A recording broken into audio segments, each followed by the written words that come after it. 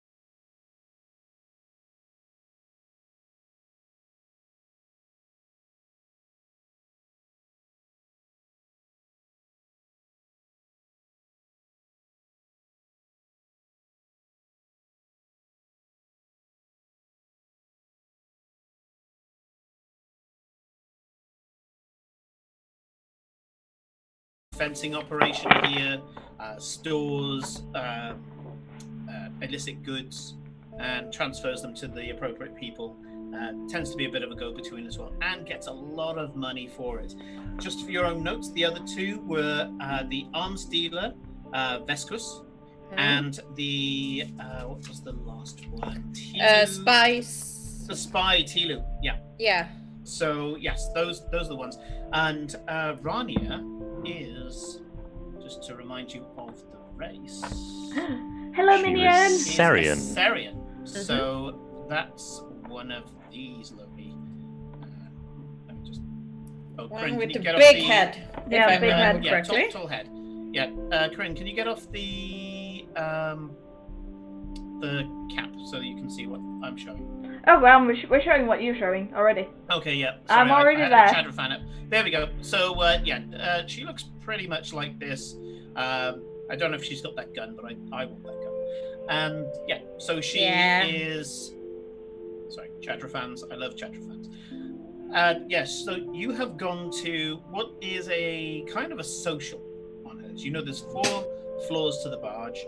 The bottom 2 is for carousing and fighting and drinking. The 3rd floor is the kind of the captain's lounge, and it's still got all of the usual delights, but it's more casinos and brothels and things like that. And the rowdier types are not allowed on the 3rd floor. You're on the 4th floor, which is the VIP area, and it's kind of home away from home for the owners and their allies. Now, you wanted to back up into the elevator going up to Rania's quarters, I believe. Yes, I think that's what Chevron would like to talk to turns a bit to him like cousin. Corinne? Cousin. Yes, apparently well, I moved my Discord, but then it went on my other screen anyway. Oh yeah, it does that. You need to have it on one screen for long enough before it starts realizing, oh, maybe I should be on this screen. Did it again. It did it again. So fucking annoying. Yeah. Especially since I switch screen depending on what I'm doing. And anyway, back to thing aside. You wanted to flash back to the elevator for a conversation, which absolutely, in the Genesis system, they positively encourage it. So, have your conversation. So Victoria, cousin. That's news. Yeah, it's not exactly close cousin, but it's easier to just say cousin instead of cousin fries removed when you want to get information on someone. But sounds like you know this Fjorn a bit better than we thought. No one know. He just beat me into the ground before I could punch him back. So you don't mind if we kill him? I don't know yet. That's the problem. If we need to. So the thing is, he killed his boss, which is, against the honor code, but there are so many fucking questions around it that I'm not quite sure he did it. Or at least if he did it, he had a good reason or not. Okay. And I need to know that before I can justifiably say, yeah, you're an asshole. Die. Have we got anything we could use on him then? I mean, we need to get this guy to move on. Yeah. Any way we can twist his arm? Point him towards better targets. Do you think he's here because he knows that you are close, or is it just random? I don't think that. He's petty, but not that petty. Yeah. And besides, He's targeting Blackstone and Empire, is he not? Yeah. Specifically, yes. To me, that sounds more like he's looking for a better fight, because he's targeting the people who can actually fight him back decently well. Why is he not then targeting the corporations or the huts? Exactly. Is he just trying to start some shit because he's bored? More than likely. But it's where I want to talk to him. I really want to know his motivations, because otherwise I would have been totally fine with just letting Nala's friends, what was his name? Boss Kane? Yeah, his punks could have dealt with him no problem, with enough force and enough space ships crashing into his until it blows up. Well, I suppose the irony of this being the time that you want to do the talking is not lost on me, but I suppose we should proceed. Yeah, I'd rather just fight him, but I know he'll be at least willing to parley. Maybe you guys can have a duel, and then if you lose it, you territory. Oh, trust me, you're gonna have to do so much sweet talking, because I can't stand that fucker. Right. Yeah. He's an asshole. Just do your usual thing of looking menacing and... Oh, I'll probably have to talk because otherwise he won't let me live it down, but that's another thing entirely. As I said, asshole. Yeah. At least I can brag about the fact that I have a cute, talented wife. Yes, and he's running around collecting scraps. Yeah. And Mandalorian armor. That too. Well, maybe we'll get more into the specific type of asshole, because there are a myriad of types, but maybe that can wait till after the meeting. I'm a connoisseur of assholes, and I know the different types. Hey, I make it my business to know all the different types, specific. Oh, trust me, you'll know it when you hear him talk. Are human assholes different? Yes. It's a metaphor, JT. I mean... But also, yes. I mean, I'm not human, so I wouldn't know. No, you didn't let me finish. Oh, what were you gonna say then, JT? Are human assholes different to Twi'lek assholes? I'll just stare over towards you, those two. Not that, like... Slightly. It's a slight difference, but it's not, like, a huge difference. Question, why is this relevant? You asked. Because you were talking about it. We were talking about we were metaphorical talking asshole. about the personality type called asshole. Yes. Are human assholes different than Twi'lek assholes? No, not in that case. Yes and no, because there are so many different type of assholes in the personality group that it is impossible to find two exactly the same, but usually somewhat similar. I've definitely met some Twi'leks that I'd say were unique in their assholery, but there you go. This is quality. Quality content. Yeah. Anyway, Yeah. JT's got all the information he needs. yeah. Ding. But yeah, basically, let's see. This lady, she's the smuggler, if I remember right. So, Chevron, do you mind sweet talking her? I think you're better at it than we are. Well, what's the play here? I Act suppose? like the concerned third party. I don't know. Family wanting to, get together again.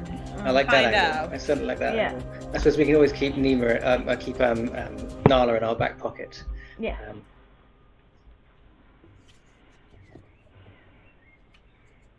Okay. I think we're hot Yeah. to trot. As much as we're going to be. Oh, So that's all the planning you want to do, yeah? I think so. Yeah, I think yeah, the angle is, like I say, we're going to see if we can't organise a family reunion, as it were, say that this is a family matter, that, this is honour amongst, is there a name for your clan, Victoria? Swedish. Sounds Sorry, I muted myself while I Space- poured more space- coffee. Apologies, Space Viking. But Is the there Space Vikings, they're called the Valashar. the Valashar, okay. Right. Suitably Okay. Star Warsy name. Yes. Very good. I like it. I went think it's for good. Valhalla and something Star Warsy at the end. Nice. Fair enough. Okay. So you get up in the elevator, and we get to the point where we left off last session, and that is that Rania steps forward. She's tall, dressed in even for her race, who have quite tall heads anyway, dressed in very stylish clothing, actually. You would probably approve, Shadow. And she's got a beautiful bespoke blaster of her hip. And doesn't seem to be that impressed with you, but is willing to hear out somebody who's managed to at least get up through the bowels of the ship for her attention. Yes, can I help you? Yes, we were hoping that I might be able to inquire as to the location of a family member of ours. A family member, indeed. Well, a family member of my good compatriot here. We're looking for one Bjorn Holrender, I believe is his title that he goes by these days. Björn. Bjorn, I'm sorry. I apologise to the nation of Sweden. Yeah. Simon will be doing that a lot. Yeah. Oh, Yeah, just, Correct again.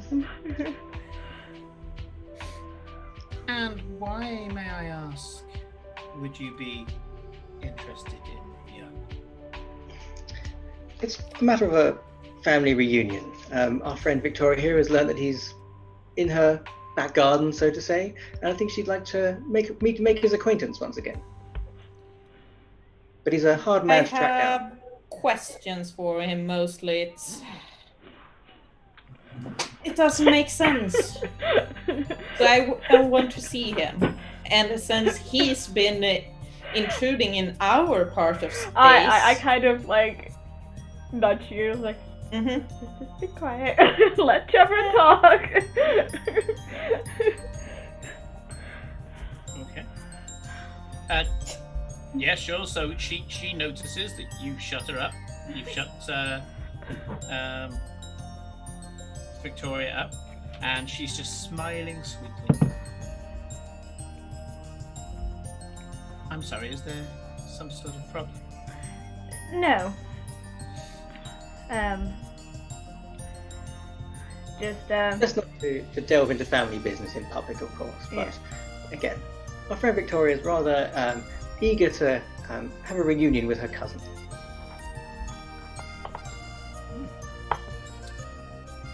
Interesting. You see, it was my perception that he was exiled. In fact, there would be many of your clan who would get a great boon from their people if they were to kill him.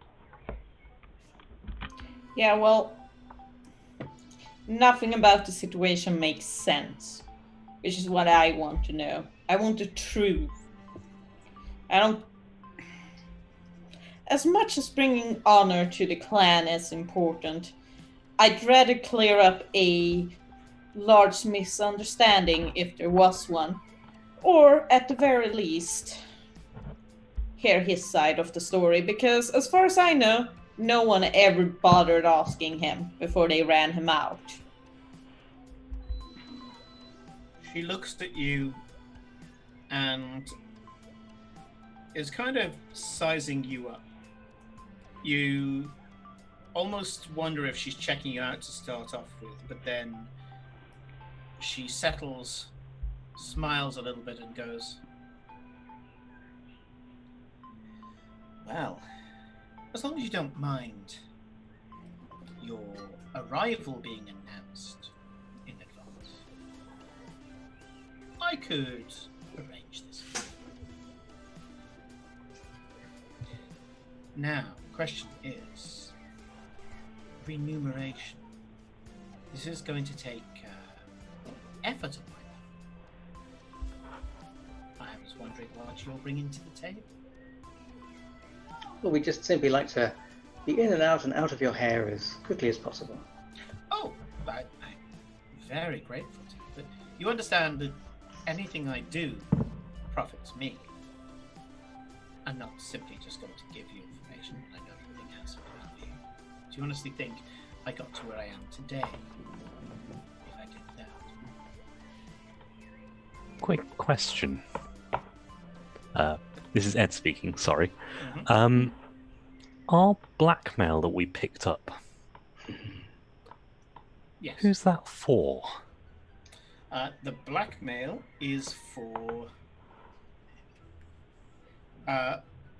Ryan Chirin. So RYAANCHARIN.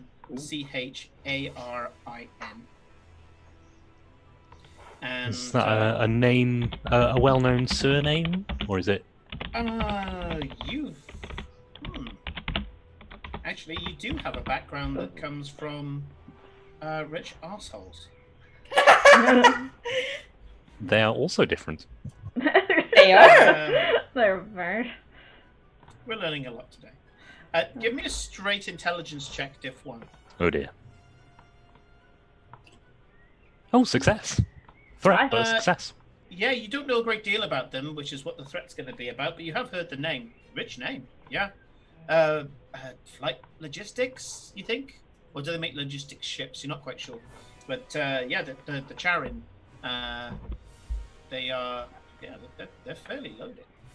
In that case, I'm going to send something to kind of everyone's comlinks. Just the name and like I'm sure we've got like a reference to the blackmail, like a storage reference or something. Yeah. Just kind of mention that. We actually had so with that coming round, I'll sort of go, let me think. Well, does the name Ryan Chirin ring any bells? Sort of. She smiles, narrows her eyes, and kind of looks back and forth amongst you. Takes a deep breath, paces backwards and forwards, and then turns and says, "Yes."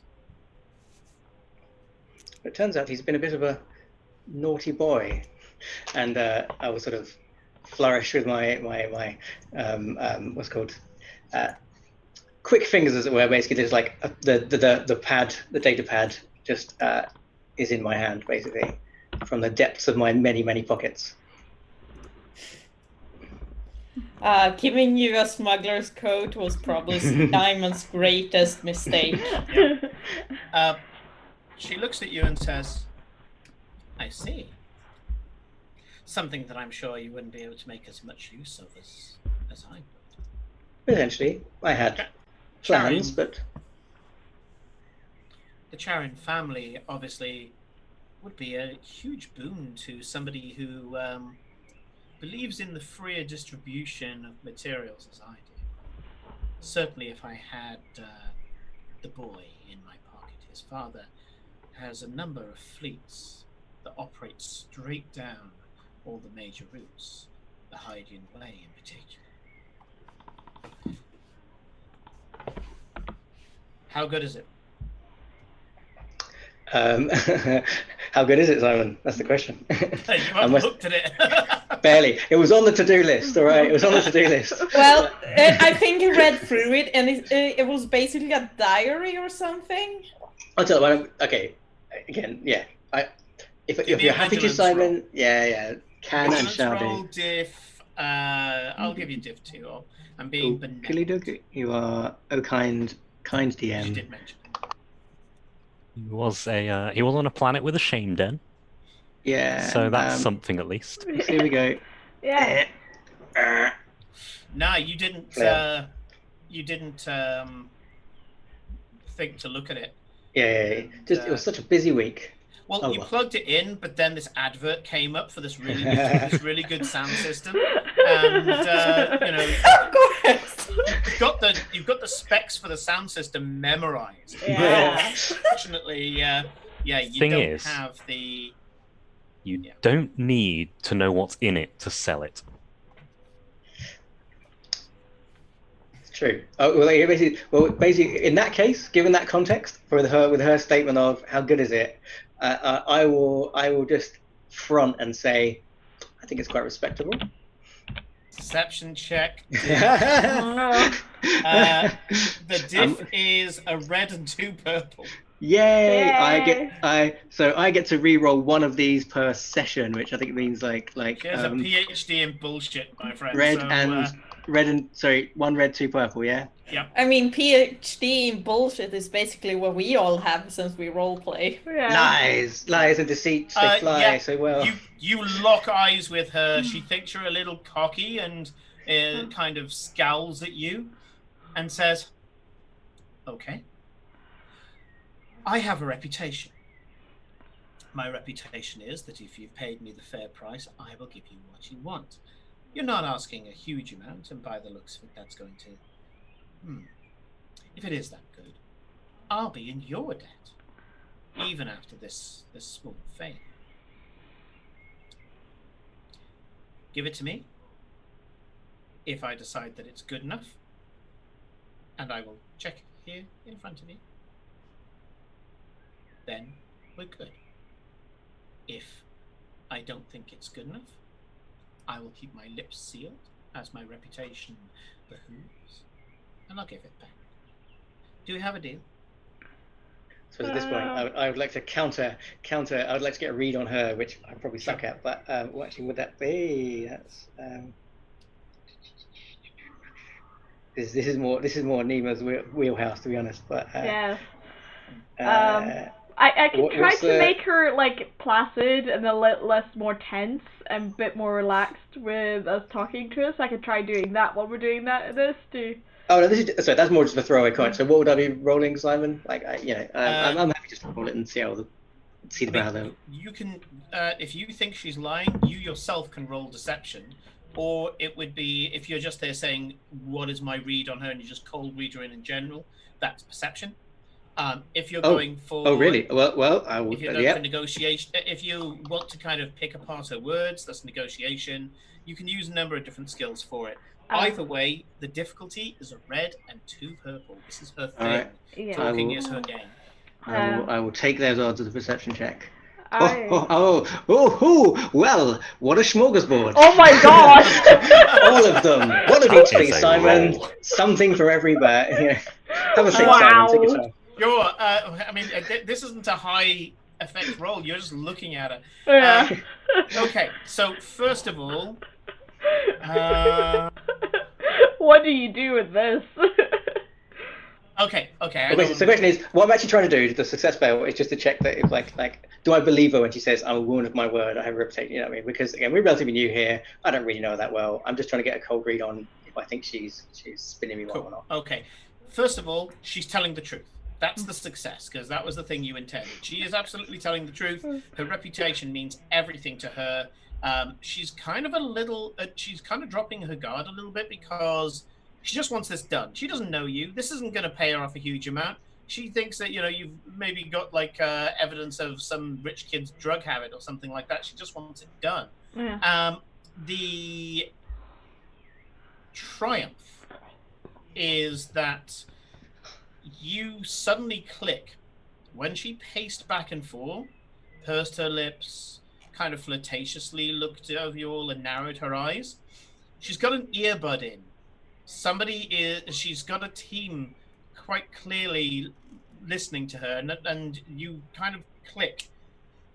She said, "Oh, I will be able to check through the data." She doesn't even know how much data there is yet. You have a feeling that one on her team is a droid or a droid brain that will be able to read all that data. You're guessing like a protocol droid who will be able to go through all that data and extract any dirt straight away. So kind of almost like the shady PR guy. I need this. Evil Alexa. That's what I need. Yeah, evil Alexa. Yeah, shady PR guy protocol droid is your guess. Keep it with a little moustache. Yeah, so he has like a metal moustache. And then the despair. The despair is she sees you checking her out, not checking her out, but sizing her up, and she's done with your shit. She just wants this done. She doesn't want anything more to do with you. She's just like, oh, fucking small operators, and yeah, you kind of like sizing her up and everything else like that. She's just like, oh, I don't need to play these fucking games with you. This is for a pittance. And yeah, she's done with you. She's done with all of you. All right. She'll do the deal, but she doesn't really want to get chummy at all. So you have burnt all bridges to gain her as a contact. Can Can I try to make her friendly, Simon? No, because the despair's already spoken. Okay. I was gonna say spoken. Yeah. Maybe we can come back later. I mean, she's There are not two looking others we can aggressive, sum me up but with. you can tell she's done. Yeah, she's So- like, "Psh, small fish, don't care. Yeah, Not you'd the have to time. prove yourself to be a bigger fish to get her. Fair enough. Mm. So Okay, she, so I'll she hand over the stands there data. with- Yeah. Yep. Okay. She sits down and puts the data pad in a cradle and starts looking through it, idly flicking with her finger. But you're wise to this now, and you're still tripping off your triumph, and you know she's not reading the fucking thing at all. She looks. I mean, if you were taken in by this, it would be impressive. She reads through the entire data pad in about 30 seconds, and she goes, looks up at you, smiles, and says, "This will do." Takes the data pad and walks up to a section in the wall and posts the data pad through the wall in a Never got to little read that. slip between panels. Walks back to you and says, So, is there any change? "I believe some changes in order, and I would like to wrap this up. First of all, yes, I will give you the code for Bjorn Hallrend. I will tell him that you're arriving, and let's Perhaps that's see. something we can do something about. Maybe though. I have it. VIP tickets, level 3, for the barge, and I would say I will give you access to my fence services that are on level 3 as well. You won't have access to me, you understand, but you can come up to my clerks if you need to get rid of anything hot. We appreciate you're a very busy woman. So, I'm giving you a hot dump. You can put stolen goods there, sell them off. No trace whatsoever. So long as you stay in favor with the barge. We hear something we don't like about you, everything is severed. Hopefully, all good things will come. And I will just glance at Victoria. Are you satisfied with that, Victoria? Yes. It's an Very well. agreeable deal. Well, it Very seems well. that the family is happy. And I will offer my hand to shake. And She does shake your hand because Yeah. there are protocols, you know, there are things that you do. But then after that, she says, "Thank you very much, and do enjoy your time with the barge." And walks away. Hi. and leave it to just a pleasure and make our exit as well. Okay. Yeah. So you get given a transponder code that if you give that to X4, X4 will be able to track the transponder code. It's a little bit difficult. You'd have to do a few jumps. She gives a general direction in which you would be going. You need to go to start finding it, but your long-term sensors will be able to track it down. Cool. Okay. I think one quick drink in the VIP lounge then, before we go. Of course. I had a Sharon. feeling you would say Standards. that, Chevron. Uh-huh. Standards. Just got this new, Maybe You've got we to see what could get JT an I've got oil to check that they change. work. Does Darts get oil changes? Am I just talking shit? Arm changes, sorry. No, I no, said- oil changes. Oh, oh. Well, I think we established JT's not feeling. No, not Problems. in like an oil bath, but it just I don't know what droids gets for drinks. Do they get oil changes? This is me We talking. don't drink. No, I know you don't drink, but like, what is the droid equivalent of like? Does getting there a need to drink? be one? No, No. I'm just wondering if there is one. An equivalent for drinking? For just sitting down and having a drink with your What do you friends. do when you want to relax, JT? I'm generally intrigued. Other than perusing your catalogs, of course. That's mostly it. Well, How's the networks? I'm gonna be absolutely honest, Chevron. A good mead and the catalog for a new Vibra Axes and Swords. I mean, there is no better time. You don't need a hard liquid. Are we all just basically sitting around in our front room flicking through the Argos catalogue in our free time? That's basically what we're saying. Really, we are space adventurers. Just like, yep. Get the money, come home, start flicking through boy toy catalogues. Absolutely. About half our chat space. for this game is just like stuff from the manuals. But that's us, not necessarily the PCs. Yeah. We sure? Levi's not that interested in like most of like all the shiny You're stuff. the one that didn't buy all the things. Yes. I will just say we have just been given access to the 3rd level, which is mostly traders.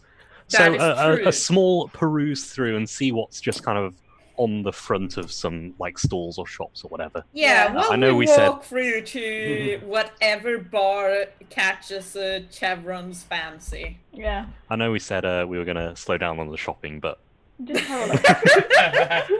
I'm looking for. I When want in to Rome. find the first bar that doesn't have any prices on the cocktail menu. I want to go in that one. Sure. perfect. Okay, so Sounds like pretty much the second that you get out of the elevator from 4 back down to 3, right in front of you is a bar that is so pretentious. Not only are there no prices, there's not even a name to the bar. It's just Ooh. open. I approve. It's Chevron's place. Heartily. Yeah. It's the blue door because it's got a Is it blue just- door. Some Well, yeah, abstract symbol. it's like no, it's not like any the language. iPhone of bars. It's just completely what's the word? Contemporary lines on the front, and you go in there, and it's just like if you don't know where you are, you're not supposed to be here. Did they have anything good? Pretentious as fuck. Yeah. So I will just walk up and barefoot. Right, last super Barfi. Just walk up to the bartender and just say, "I'll have the usual, please." Just with no pretension of. Sure. The barman, without missing a beat, quickly takes a flagon and starts filling it with a slightly luminescent blue liquid. And as you, well, in your peripheral vision, you can see there's a human. Most of these seem to have kind of, they ooze captain, yeah, or at least leader. There's a human woman who seems to be completely off her tits. She's on some kind of drug. You're not quite sure what. And, I was about to say red sand, but that's not that's a Mass Effect thing, not a Star Wars thing. Spice. Mix the sci-fi. She's off on some drug. You're not quite sure which. And yeah, she's just lying back on like a chaise longue, looking at the ceiling, which is a completely nondescript gray flat ceiling, because it's that kind of place. And she's looking as if it's the most wonderful thing in the world.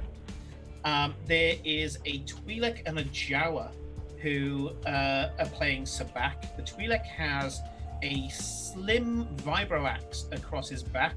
The Jawa has a sniper rifle that is lying across their legs. It's tiny little sniper rifle. Thank you. There is a droid, meaty-looking droid, about as meaty as JT looks. Oh yeah, And, he's meaty, man. The droid is talking quietly to a Gamorrean. So that's the tusk pig guys. And the Gamorrean has his hand on a very expensive looking blaster pistol as he's talking quite angrily at the droid. There is a Rhodian, and that's the person who's closest to you. She is sat at the bar. She seems to have a complex looking rifle on her back. You'd actually need a mechanics check to figure out what it is. And she kind of looks at you over her drink as you ask for the usual. And she's narrowing her eyes, and you can't tell whether it's out of contempt or drunkenness. And then there is a Doug who's surrounded by, let's see, young women who you think are probably paid to be there. And he has this complex-looking staff that is leaning up against the seat next to him, and he's telling these girls a story. It looks like some sort of war story with all the erratic movements of his arms, and he's impressing all of them. It must be such an enwrapped story that they're not laughing or gasping because they're being paid at all. So you get given what seems to be a luminescent blue beer. Excellent. If there's a booth where they can park ourselves in, I will basically carry this all over and put it down and say, you're giving this blue beer to all of us. Yeah, I'm just handing out this round of blue stuff, basically. Is it? Yeah, he said I got a round for it, I think. Sam said so. Right. And I said, get comfy. JT, pull up a catalogue. JT is actually caught his eye on the people playing Sabak, because he's never thought of having another hobby. Oh yeah. Just never occurred to him.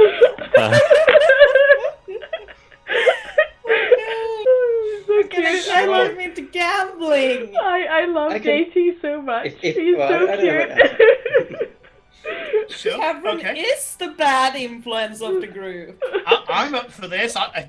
Hey, I made myself a random tavern generator here, so I'm ready for you. It's amazing. I was impressed by this. I was impressed. Details. I thought we'd walked into a scene for a second. I was like, whoa. Oh my god, he was prepared for this. Nope. This is all the wonder that is Rand Between and VLOOKUP on Excel. What I'm saying is Chevron goes into a bar is not an entirely unpredictable event. No. Okay. So if you walk up to the Sabak players, the Twi'lek is an aggressive looking Twi'lek. I mean, you've seen a few now.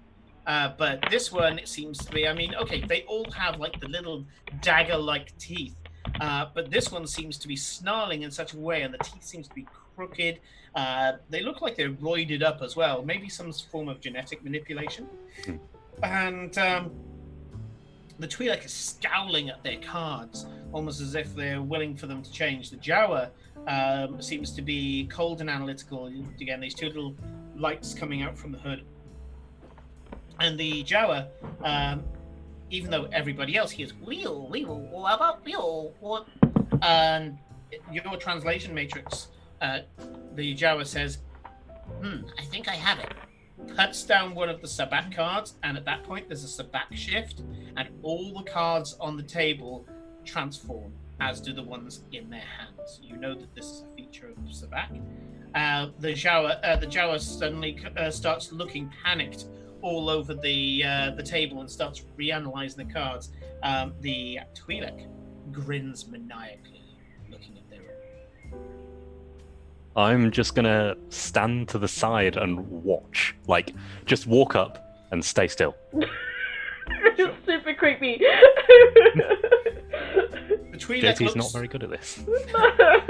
The Twi'lek looks at you as if they're about to do something about it, and then smiles at you with this horrible maniacal grin and goes, "Seeing how it's done, droid.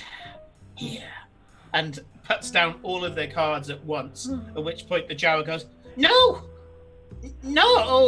Everybody else hears, "Wee-oo! Wee-oo!" And the Twi'lek just reaches into the middle of the table, picks up a bunch of mixed credits, and puts them on their side of the table. The Twi'lek smiles and with menace goes, "You'll win it back, Dust Rat. Let's go." Picks up I'm going to say it's a Mandalorian chip, and throws it into the middle. The Jawa looks at you and says, "Want to join in?" I will bring out a single I've forgotten the word. Calamari flan. Yeah, calamari. Single calamari, and just put it on the table. I have no idea how much that is. How much? Neither does JT. Okay. Let's make a decision. Not that I'll make it canon, but hang on. Look, we have the internet. Okay. Okay, what is the conversion? So 1 We're looking at conversion rates of calamari calamari flan. flan in Imperial credits. If this is an automatic thing Is that Imperial gets Galactic done... credits as well? Mm. And Google corrects it for me. Oh, here we go. Here we go. Left over from there. There's calamari flan.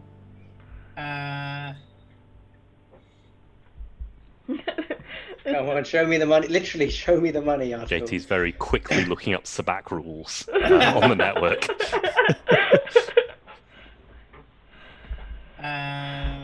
JT, Sharon, and Victoria are just chatting to each other. Come on, internet, don't fail me now.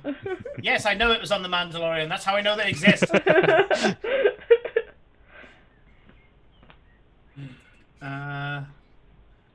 We could just call it a grand for now. Okay, well, yeah, you put down a handful of calamari flan then, rather than just one. Okay. That makes it easier. And yeah, it's about 1,000 credits. And the Twi'lek looks at you and kind of just grins and goes, "A big spender, sure," and passes you the shoe with all of the cards in. Deal yourself in.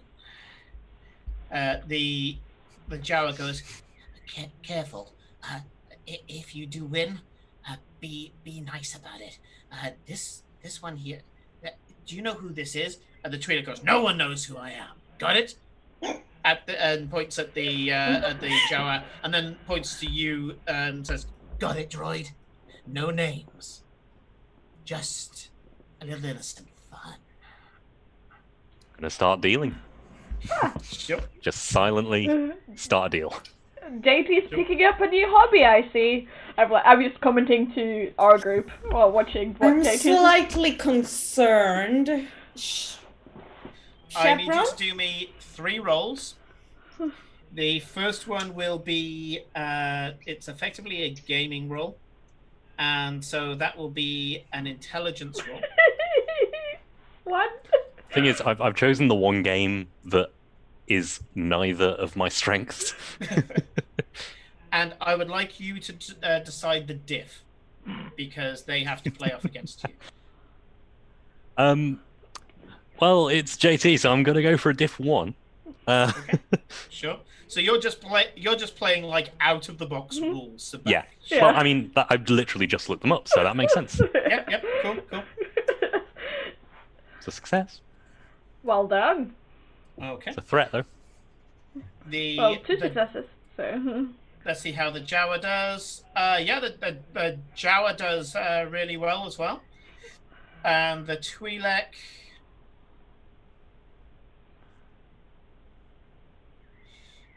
Yeah. So Twi'lek fails.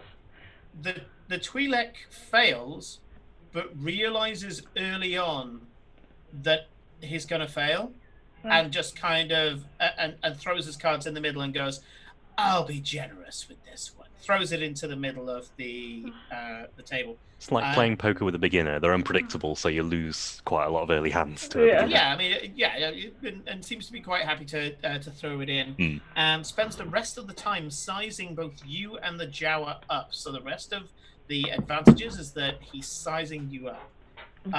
The next roll that I want you to do is a skullduggery check. Oh, that's not too bad, actually. Oh yeah, because it's like stealth. It doesn't go on agility. It's on a cunning. And this is a diff 3. Good luck. There we go. As far as you're concerned, nobody here is palming cards or anything along those lines. Not at all. And then finally, I would like you to give me a mechanics check diff 4. Uh-oh. Sorry. Hey! Hey!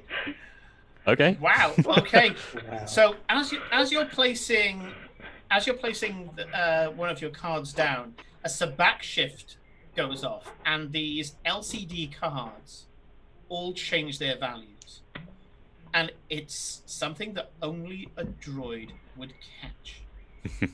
And even then, you know that it's only like the resolution of your optical sensors versus the resolution of the cards that you saw this, and for a split second, and we are talking, you know, your processing speed, split second, the cards shifted and then shifted a second time.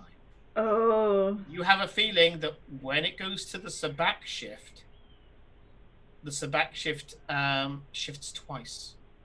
Once is the genuine, and then the second one goes to whatever the person who's cheating wants it to be. I'm going to look up at the Twi'lek and say, this one should have shifted to this one should have shifted to this one should have shifted to this one should have shifted, and just go through all the ones on the table and say, Sure. So I'm going to switch over to the booth. You guys are drinking this nice, crisp, kind of like sea salty beer.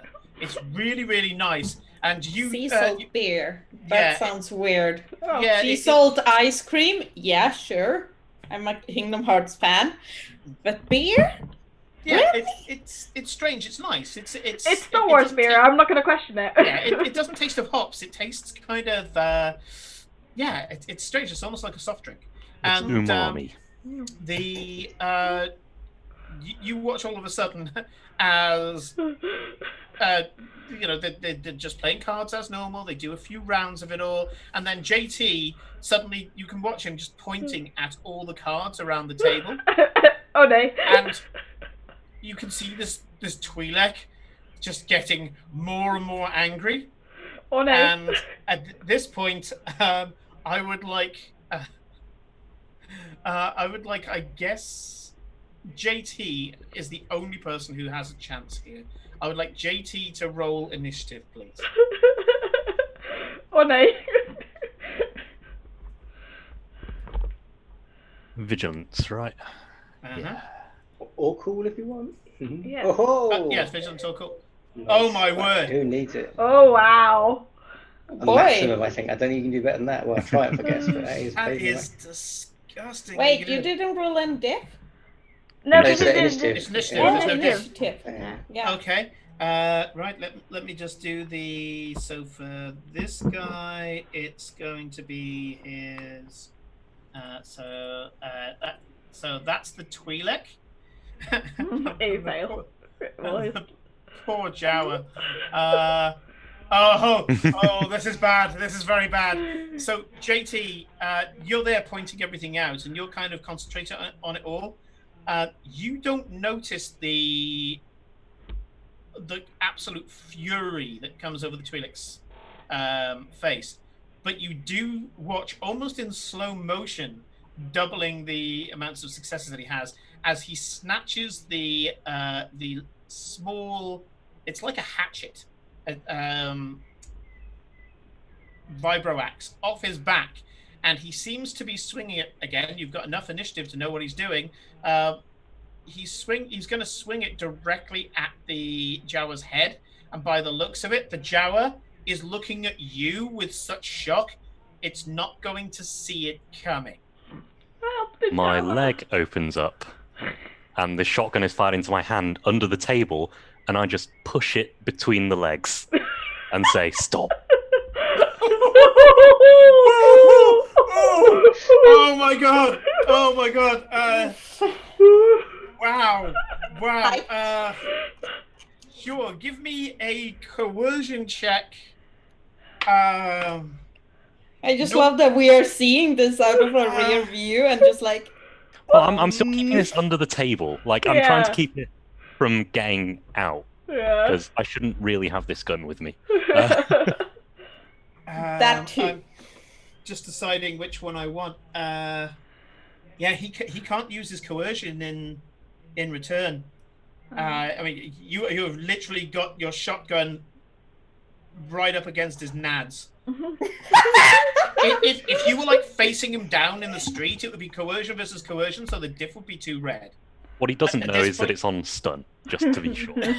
Sure. Yes. But he has a shotgun to his nuts. Yeah. Yeah, I mean, either way, you're about to put a lot of electrical energy through his nads. Well, he doesn't know it's stun. That's the Yeah, point. he doesn't. Yeah. Yeah, so I'm going to say it's actually his cool instead of his coercion, And yeah, his cool, he has 0 ranks in and presence 1, so it's a diff 1 coercion check. Well, is it 1 Ed of versus 2 1 reds. then? Does Ed get any bonuses for his amazing Beat me to the 20? question. Well, the bonus is he doesn't get to use his usual That's defense fair. versus fear. It's That's just a entirely diff fair. 1. I'll go have a blue as well. Have a blue as well Thank you very because much. yeah, I love the character decision. It's still a failure, though. Damn. Ooh. Okay. With this With one- some advantages. So let's see. You were trying to get him to stop the attack. Okay. He doesn't stop the attack. But the advantage is, I'm going to say, with the amount of successes you had on the roll and the advantages, I'm going to say that you pretty much did this as a prepared action, that if the axe keeps swinging, you pull the trigger. Yeah. Okay. If you wish. I do wish. I'm on stun, Sure. which with this shotgun is immediate range, so that's fine. This is the one with the 4 grip, so it means my diff is actually plus 1, not +2, so it's only diff 2. Haven't aimed or anything, so just a diff 2, I think it is for that. No, I'm going to bring it down to diff 1. Oh, fair enough. Yeah, I mean, he You was point so blank. focused on killing the Jawa, he didn't even think that you were going to do anything, and you did all of this under the table and very quickly. So I'm going to say he's completely unaware. I'm going to give you the flat-footed, which is -1. Plus, I get a success and an advantage on my first shot anyway. Yeah. Oh, oh god, that's disgusting. Oh wow, that is like a billion crits. Okay, so how much stun damage is that with 2 successes? Stun damage That's is 1 success, isn't it? 11.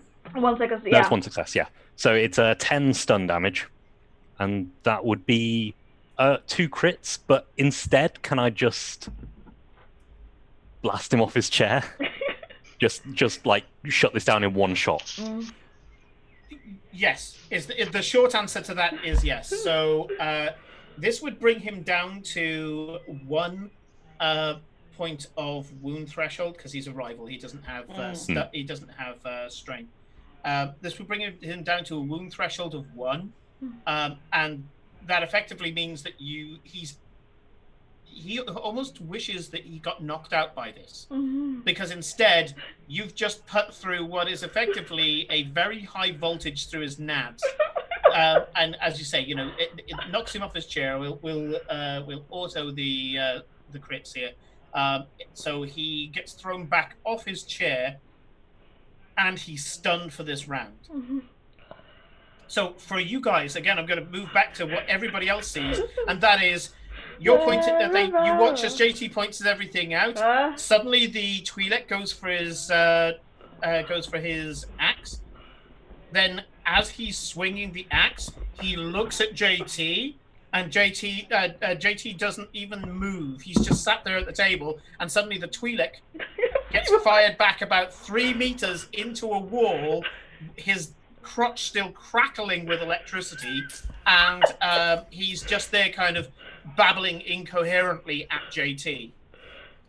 And before I stand up, I'm putting the gun away. And I'm going to stand up, So, look over him, and say, if you're going to shoot a droid, you're going to have to do it better than that. And he's just there, kind of looking at you, drooling out the side of his mouth, just kind of. I'm going to pick up the Sabat cards and put them in my pocket and go back to the group. Sure. I'm going to leave the money. Like, the Jawa can have all the money, I just want the cards. Yeah. And the Jawa would have been the one who won, and you watch as a nondescript piece of wall slides to one side, and several armed guards come charging out. At which point the Jawa turns around and goes, and the JT, for any of you who speak Jawa and JT, the Jawa's there going, no, it's okay. I was about to be beheaded by this Twi'lek. You know who he is. You know his reputation. he needs to go and cool off. He needs to go and cool off right now. And you can tell as the Jawa is saying this, he's scooping the credits into his bag and looking at the exit. The Jawa was the one who was cheating. Yes, he was. Is it possible? Davey doesn't know. The guards kind of walk up to you. There's 4 of them. They're wearing helmets. You can't even see what race they are. And they go, "Was this true?" Yes. Are you talking to JT? No, talking to JT. Yeah, okay, yeah. Yes. They walk up and grabbing hold of one of the tentacles on the Twi'lek's head, they kind of pull him up almost like this kind of limp fish and go, "Yep, no lasting damage. Pretty good." I am. And they go, "Right, looks like he needs to sleep it off." One of them pulls out a flash stick, puts it in his face, and pulls the trigger. There's a blinding light and a scream, and then the Twi'lek's just on the floor like a sack of shit. They grab hold of the Twi'lek by the feet and start dragging him through the wall. And at that point, the barman turns up the music, and the wall slides shut, and everybody goes back to the carousing. The Doug kind of laughs and goes, which JT is drinks for that group in the corner, and you get more drinks sent through to you, Chevron and the others, and because he kind of saw that you all came in together. As the barman comes over, he kind of says to JT, "Thank you. I would have got in trouble for that." And you do notice that when they dragged the Twi'lek away, they left behind his vibro axe. Do you want it? Well, I'm just going to. Like I said, I'm going to pick up the deck, the sabak deck. Oh yeah, you've got it. Yeah. And just as the Jar was kind of making his exit, and I say, "And if it was you, you need to be better." Put away the deck, pick up the axe, and just kind of put it on the table as I rejoin the group.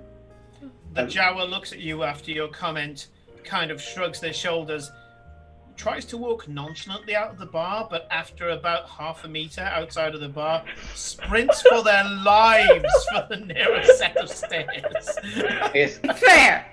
I don't think anyone would feel safe close to JT when you know that someone has been shocked in the nuts. I would look over towards Yantu and be like, "Spoils of war," and just eyes towards the axe. Oh yeah, Yantu is with us. Yeah. Yantu thinks this is the best thing ever. He's looking starry-eyed, pulling on this blue beer as this young Trandoshan thug is there like, "These people are the best." You're restoring his kind of hero worship as this living dinosaur, this dinosaur humanoid is looking at you. Looking at you all and kind of, he's on a major high right now. You've done deals. Someone's just gone and did some gambling and came out unscathed. And by the looks of it, there's got the sabak.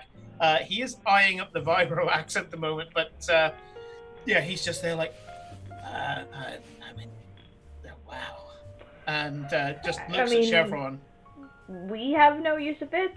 I don't think Victoria... I will take a look at the vibro axe, check it over. Mm-hmm. The vibro axe has a kind of a lengthening to it. So if you press a button, it's kind of telescopic. It allows for someone to be attacking somebody, and it can attack them without engaging them. Interesting. So there's you would stay at close range, not engaged. It's a little unwieldy, but someone with a decent amount of skill could wield the thing. But I'd appreciate if you grab that for me, Yantu. Dutifully walks up, picks up the axe, comes back and goes, Well, Victoria was already looking it over, so. Oh, right, sorry. no, well, no, sorry, I thought you were looking with your eyes. Not with your No. eyes. Sorry. Okay. Apologies. Yeah, in that case, Victoria has it. Yeah, you can see that there's a button that basically just lengthens it, so it's kind of like a vibro halberd, I guess. Suppose we'll have to up your training, Jan, too. This one could come in useful. It also has the defensive property. Yeah, Ooh, I assumed as much. nice. Not really my type of weapon. I prefer swords. He kind of looks it over, and he's doing the kind of young buck trying to impress the master kind of thing. He looks over, he's like, yeah, kind of starts rasping at some dry scales on his chin and goes, need to get to know it a bit, but you know, Indeed. if you're willing to spar with me maybe a little bit, I might get used to it. I assume we have a bit of time on The ship. in the ship before we reach. Oh, I was imagining. I'm basically here to make a game plan for heading out to Urn. Carry on. JT will just have one last line, and he would say, Sabaka's a lot more interesting than I was led to believe. It usually is. The game is usually just a bit of a backdrop to what actually is happening all around. I can show you some of the rules that aren't in the book later, maybe, JT. Show me how to use these as well. And flick a card and, somehow, I assume there's a fairly obvious way to make them change. No. Normally when you deal the cards, you have to pull them out of the shoe. When you deal them down, there's a chance that Ace the Back Shift will go ahead and all the cards will change. Or some of the cards sometimes will change. So if you write down that you have, when you pull out a card and put it down, the second that you pull it out, it starts showing a value on there, and then when you put it down, the value stays the same because the first draw never makes us a back shift. And can you write down that you have Ilkes Sabat cards? That's ILKES. So, but these are special. They will ship twice. We'll work out. We'll get You someone to can look them over. investigate it in game. It'll be fun finding out. Indeed. Yeah. Try to Okay. look up the rules. So, Victoria, we know where this cousin of yours is now, Yeah. but he knows we're coming. Yep. Which is probably for the best. I do not want to face his ship in space. Ugh, that thing is a menace. What's the best way to get a face-to-face with the man, then? Is that even what we want? Yes, I think. At the moment, yes. It What's will the be plan the here? best way to try and solve it without violence. I mean... But I'm curious, what happens if you talk to him and you find out that he's innocent? What then? And we just Then- try to get him to leave, I assume. Yeah, then we make him leave the Sprawl, and hopefully I will never have to deal with his ass again. And if he's guilty? Sword. Then I will... well, What does the code say? as it is, I shouldn't really be talking to him.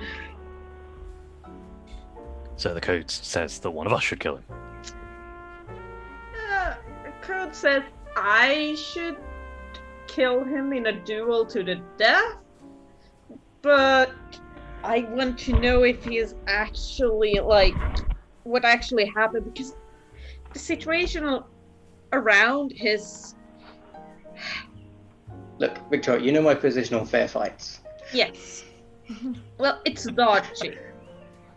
It's very dodgy. I somehow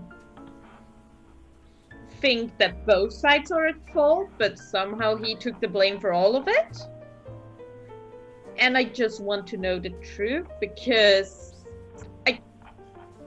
I can't, go up and fight him without knowing what actually happened.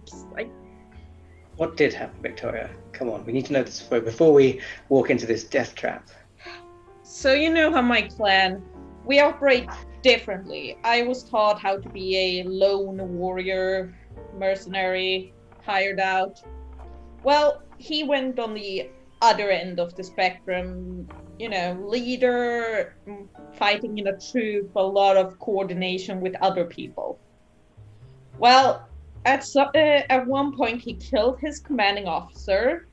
When the other in his troop went to try and subdue him, he managed to get one more guy on his way out. And since then, he's been on the run. But I also know that officer was, he was a bit of a dick, and it was suspected he was dealing with something illegal against the code on the side, but no one really knows, which is also why I'm, willing to talk. So Bit you of a want dick seems. you want Basically, he's killed 2 people from our family, and I want to know why. sounds reasonable. What were you gonna Is say, he gonna just- Yeti? Bit of a dick seems to be a running theme with your family. Oh, trust me. Testosterone heads. There are a lot of them. The only reasonable people are the women. Sounds about right. I'll take your word for it. And if you don't like what you hear and he knows it, is he going to let us just walk away? I'm pessimistic, let's say that. Yeah. And we walked into here pretty much hands open and Yes. got away with it, but I'm not keen to do it again when the stakes are. Well, it Much depends. If he thinks he can gain from it, probably. If nothing Could else, take our you ship. can Take my deal ship. with him, I suppose. He was all about the code, so I don't get why he would have disregarded it. So you think he is innocent? I wouldn't call him innocent because that is not a thing in his vocabulary, but Not guilty? yes, Mhm. not entirely at fault. But then, fine. How are we going to? I don't like going into this sort of thing without some sort of leverage. What are we going to offer as and when things go pear-shaped? And again, normally we can. Well, Managed he to- currently has the entirety of the Sprawl against him. True enough. I suppose we could just say that we're staying the hand of. We managed to find him easily enough. What's to say our friends couldn't follow through? Yes, also the fact that, well, In fact, point of order: could we transmit this transponder code to the Sprawl at this point? Yes. You've Yeah. got long-range communications on the Lakota. we could Okay. probably give it to Nala in case we don't come back, but I think we will. He's a dick. Not unreasonable, but a dick. Well, that's one piece of leverage. I like that. Anything else we can think of? Let's see here. I mean, There we could was send the thing that Exo said. Biosynthesize. For his men if they're willing to make a deal with the Sprawl. but we've got to clear his name first. We can't just have him. Yes, we can't just have him following us if he is. Well, the Imperials and the Black Sun already think that he's on our affiliate with the Sprawl, and they're pissed enough already. We can't just bring him under the Yes. wing. Which is also reason to talk to him, see why he's targeting those 2 groups and why he's operating in Sprawl space to do it instead of the Federation or even Hut space. So do we lead with the truth? With working for the Warrens? Or do Never, we... never, JT. Don't say these sort of things in front of me. Honestly, we can lead with the fact that I know he's been operating in the same system as I have, and that in itself demands that I need to seek retribution, but I'm willing to talk, because I want to know the full story before I challenge him. Do we invite him onto our ship? I won't do that. We're gonna have to board his. It's a big one anyway, so it shouldn't be a problem. I mean- The Isvar, Just The thinking land- hometown advantage. The landing Boy, is not what that I'm is a worried about. beast. Let's just say he could probably take out, well, almost a battleship if he used it correctly. So it's best to just come in and play it mostly straight, because if we do too much tricks, he can just basically rip our ship apart. As I said, he was all about the code, so he's honorable But what else? to some degree. As well, we'll Fair find enough. out. We have some leverage. We have his transponder code. We could forward it on to the Warren. We could forward it on to the rest of your family, Victoria. We could get him into plenty of trouble if we wanted to make ourselves I'd difficult. suggest we forward it on now to an intermediary, Yeah. perhaps Tweak. And if we don't return, he can send it to the Warrens, but it means I we think- haven't given it to the Warrens straight away. Yeah. I think Nala could be trusted in this, but we don't need to tell him that. Yeah. Certainly. True, but if we give it to Nala, we've given it to a leader of the Warren, so when he asks the question, have we given it to the Warrens, we would have to lie. I'm happy with that. Yes, very true. You may be happy with it, but it's still a lie, and can still be Yes. found out. And that in itself is against the code to some degree. Like, they don't mind you omitting the truth, but straight up lying.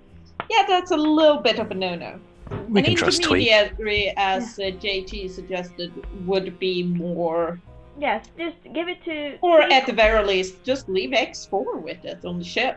Yeah. If he senses anything going wrong through his link with JT, then he sends it further.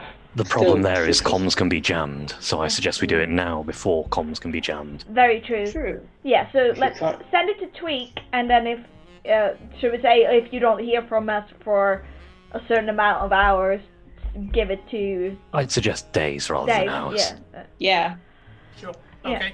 You know that Tweak has absolute loyalty. They are a previous Crazy Hair Crew member. Even though they aren't part of your current predicament, they're still kind of family, as close as you can get to family in the Warren. So Tweak would be absolutely fine with that. And this is what Tweak does. Tweak is a slicer, so Yeah, so keeping very pay good idea data- sending it to him. yeah, good idea. And I'm glad that you remembered some of my NPCs, Ed. I am the notes man. This Yeah. is what I do. You are the Oh. notes man. I'm so thankful you are the notes man. Sure. We have the stick. What about the carrot? Any prey we can offer then, even if we do just want them to move on? Obviously, we have our good friend, that sniper on that the hunter's planet, who might make an interesting day out, I suppose.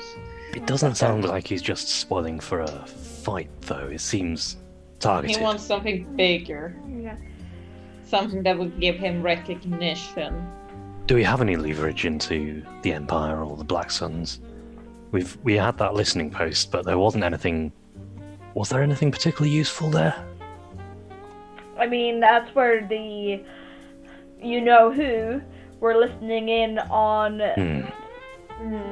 big guy.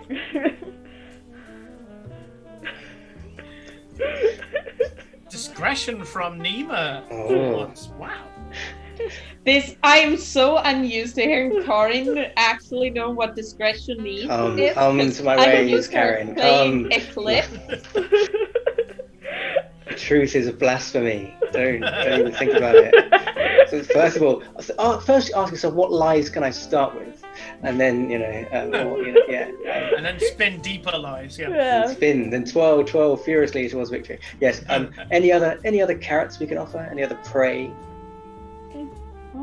We know where there's a moth's. I mean, it's empty now, but he might have filled it up with another beautiful ship. True. Okay. We know I'm where someone good with keeps that. their toys. This Yeah. is true.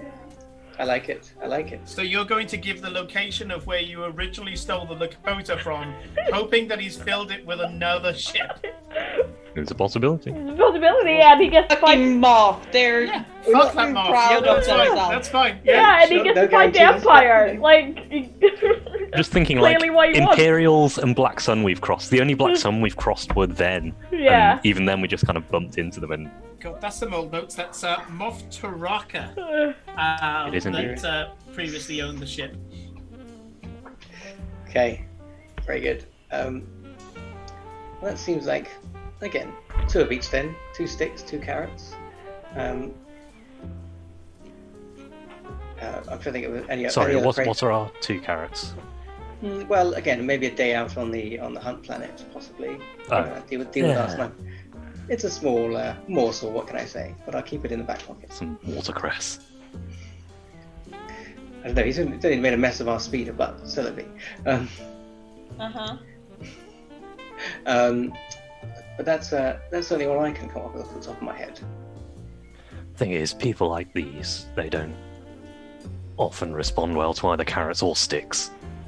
No, he's gonna respond better to, well, Swords. Directness. directness and a bit of roughhousing. Well, I'm fully expecting that this is gonna end with either an arm wrestle or just a straight up wrestle between Victoria and Bjorn. So. Oh, that Victoria, would be from nice. what you I need to remember- beat him up for the last time he cut my hair off. From what you remember, he likes taunting, kind of in a scathing way as well, belittling people, threatening people, and then after that it's violent. So it's he has gears, but they're all gears in one direction. Yeah. Has he messed up particularly recently, other than being in our patch? Has he failed anything recently, or has it all been fairly successful? Not that I've heard of. We would have known by now. If he fucked up, he would be dead. That's the type of operation he runs. It's either success or total annihilation. Yep. Outcasts don't like mistakes. Yeah. I'm just thinking leverage. Yeah. But it sounds like we're just going to be doing this pretty much straight up with the backup of the sticks. Am I wrong? Yeah, and the fact that, well, if he does attack us, then the Sprawl will have his code and be able to track him and be able to sell it to the Belaxon and the Empire if needs be. Does Nala have a code for our Lakota in case he decides that Lakota is a nicer ship than Isvarian? No, because the Lakota can change its code at will. Yeah. It doesn't actually have a code. It's not on the boss system. Okay, so it doesn't even have its own thing. No. No, So it's Would completely we? off the grid. Would we possibly, on this particular barge, be able to purchase the equivalent of a tracking dart for a ship? Yeah. Because tracking someone by transponder, you can sort of do it, but it's difficult. Is there a more Yes, like I said. reliable way? Yes, a little tracking Yeah, thing. I'm going to go. There's probably a form of transmitter that you could put on there. How well the transmitter is to detect is the question. Well, Yeah. we In would. hell, We would. you could ask X4 to make something like that. Yeah. And he's got enough stuff on the ship that he'd be able to cobble it together. I'm just thinking this is the kind of place where they might want a way to track ships surreptitiously. So there might be something like out of the box and good here. Okay. You're on floor 3. If you ask around, and I'm actually gonna give you some success rolls based on the plans that you've been given. So your success rolls is that you ask around in the bar that's now incredibly grateful for you, and you get sent to go little spreadsheet go. Go, spreadsheet. Go. That is fine. So just to also cover A it. Mon Calamari called Manar Oh. is We have one calamari. We got your money. Mon Calamari called Manar is the person that you want. And yes, they do kind of bespoke jobs for things like that, where the right person can track you, but everybody else can't. Sorry, Chevron, you were going to say something. Oh no, this is more Paul. So obviously we do have the Sprawl is both a carrot and a stick, because we've got as long as he can clear his name or like get out of whatever deal he's doing right now, Sprawl is willing to bring him into the fold. And there's like 3 different people interested in making him a merc. Want to make him a merc, want to take him to the pleasure pits basically, and want to give him like bio augmentation as well. So like there's 3 upgrades potentially to Sprawl if he can climb out the hole he's dug himself into. So there's that. Yes, we were given a bunch of things to offer A him from there. whole bundle of carrots. Okay, so is the plan get this transmitter, get it on a ship somehow, and go straight from there? Look, if we're looking for a straight play, if we're looking to cut a deal with him, then I don't know, I worry about the transponder, and having it, sure, I don't mind procuring this thing and keeping it, but I wouldn't necessarily drop it off on the way in unless we absolutely have to. Yeah, let's... More of a drop it off on the way out kind of thing. Exactly. Now that I like the sound of. Okay, well, let's get some and see what we can do. As long as I don't know you're doing it, then it's not dishonorable. What we're talking about? Sorry. Nothing. Exactly. Exactly. Chevron, do you want to go for a walk? Absolutely. I think I need to walk off a few of these cups. Lovely stuff, by the way. There's a polite smile from the barman, and as you get up, you realise that you've kind of got a bit drunk from the feet upwards, and it takes a little bit of walking to stamp the effect out of your legs. Thankfully, you got a droid with you who's not drunk. Yes. Does magnets work on droids? Do that magnets get them drunk? I know that's a thing in sci-fi, like magnets. That's specifically Futurama. Yeah. I don't think that is. Depends what my storage media is. I don't think my storage media is magnetic. I think that's probably a bad idea. Yeah. That sounds really bad. Yeah. By the way, we're at 1:30. Yes, so I was about to say, if you guys are happy, we'll have a quick 10-minute break. I'll run some ads so that the lovely people coming in don't need to have an ad as they come in, and we will see you in 10 minutes for hopefully meeting Bjorn Hellrender on the Isvaria. Okay. See you soon. See you soon.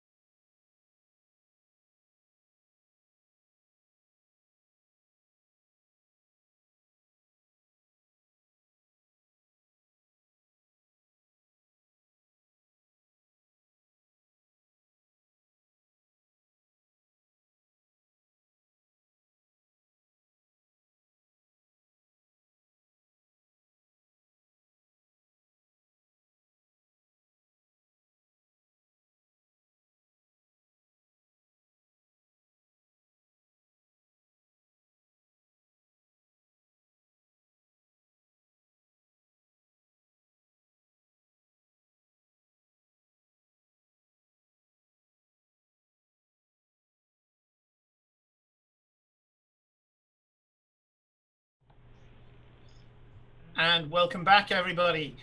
When we left off, and welcome back, everybody. All finished up when we left off, and welcome back, everybody. So let's go get that sorted out now.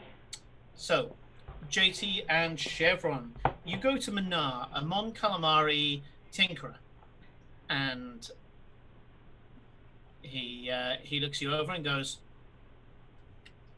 "Okay, you look like the usual type. What can I do for you?" I'm going to reach into my backpack, bring out one of the tracker darts that I've got. I need that for a ship. Hand it over. Sure. Normally we would have a few different types. Depends on how elegant you want it to be. For 100, you have to wire it into their power system. Makes a small power fluctuation. Unless they're a perfectionist, they won't really do anything about it. And you can track the power fluctuation. Leaves a kind of trail as well if you know what you're looking for. Then we have standalone devices at 500, 1,000, and 2,000. Then for 10,000, that's something special. That uses hyperspace. You can track them pretty much anywhere you want. Anyway, you say? That sounds very much like what we're after. Shower's just going straight for the most expensive. What does the 2,000 do? The 100 doesn't. The 2,000, they will eventually be able to, well, depending on what they go through, it will break the trail, which means that you'd have to pick the trail back up later on. The 10,000 guarantees a contiguous trail. Did you hear the man? Contiguous. Contiguous. Everyone doesn't know what this word means. This guy seems quite intelligent. Yeah. He's got a weird pair of goggles on his big fish eyes that you can see have got kind of water in them. He's got water lenses. Yeah. If we bought the 10,000, would you be willing to throw in some of the less effective devices? Kind of looks you up and down, and it goes,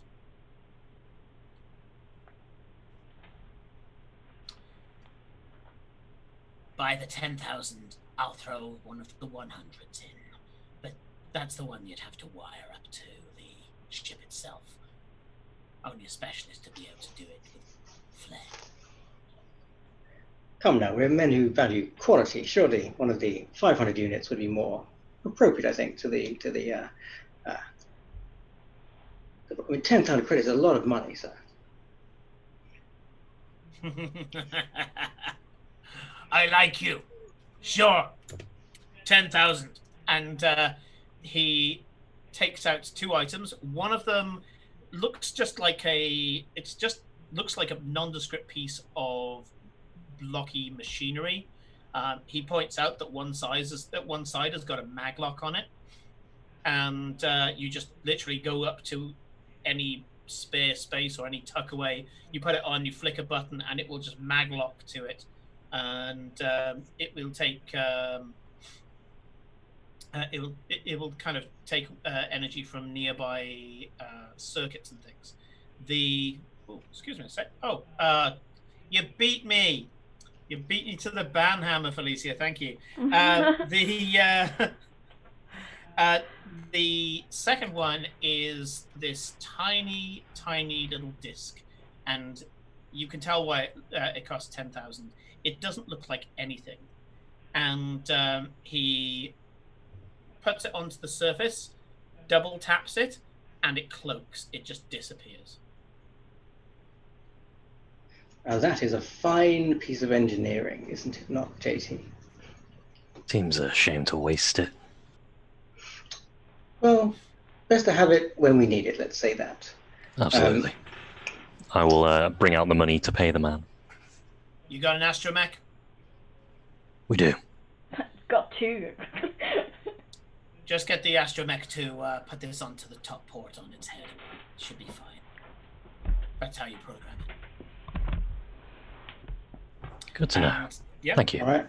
10,000, and Yeah. get both. Ching.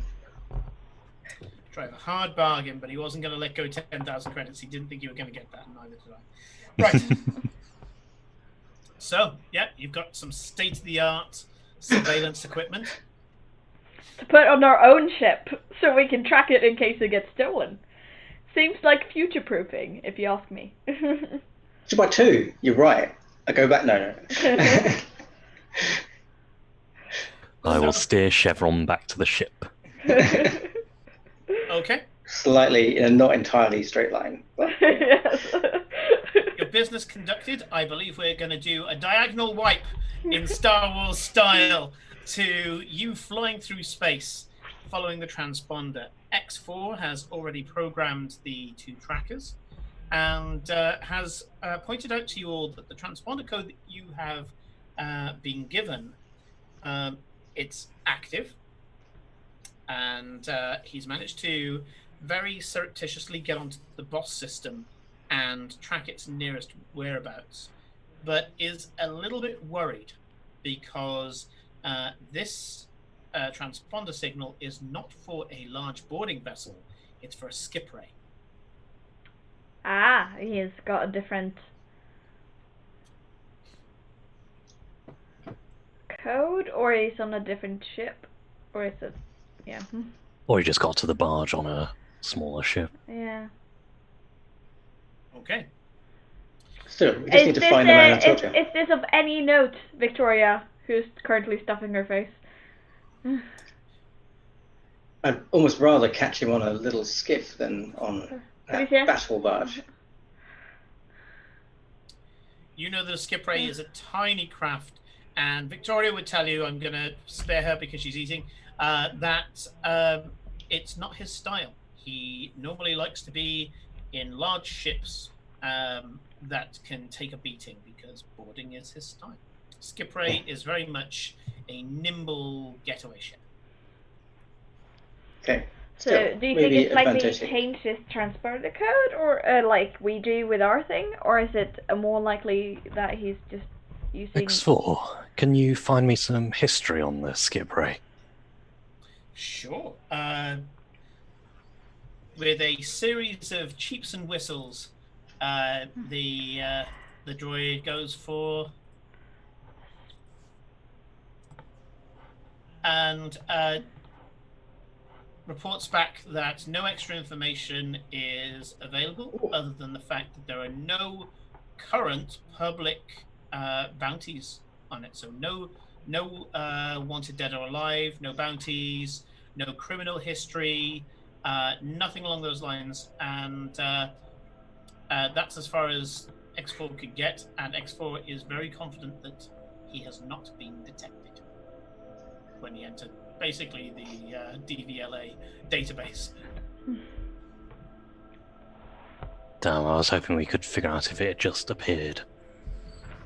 X4 can tell you that. It's full service history. Okay, so it is a real ship. Yeah, real ship. It seems to be a courier ship for the Empire. So either it's a hijacked transponder, or we've been sent on a wild goose chase. I'd be very surprised if we were sent on a wild goose chase. She seemed... You took a read of her, didn't you, Chevron? She seemed on the up, at least as much as one finds these sort of people to be. But she's got a lot to lose if she doesn't hold up. Rep for a woman like that is a lot. How long range are our scopes? Oh, I think ours are awful, aren't they? Pretty much short. Yeah, I think that's one of the trade-offs, isn't it? Yeah, you're having to use the trade route interfaces to be able to track this thing down. You're not doing it straight from the ship. That would require a very, very different ship that's pretty much devoted to tracking people. Yeah. Do we want to close as a drone of some kind and get a good look before we get in. Makes sense to me, certainly. What do you think, Victoria? Well, I would assume he took the transponder out of another ship in order to trick whoever's trying to follow him. Wouldn't be the first he already to do knows that. we're coming, so I assume he might radio contact us when we get close.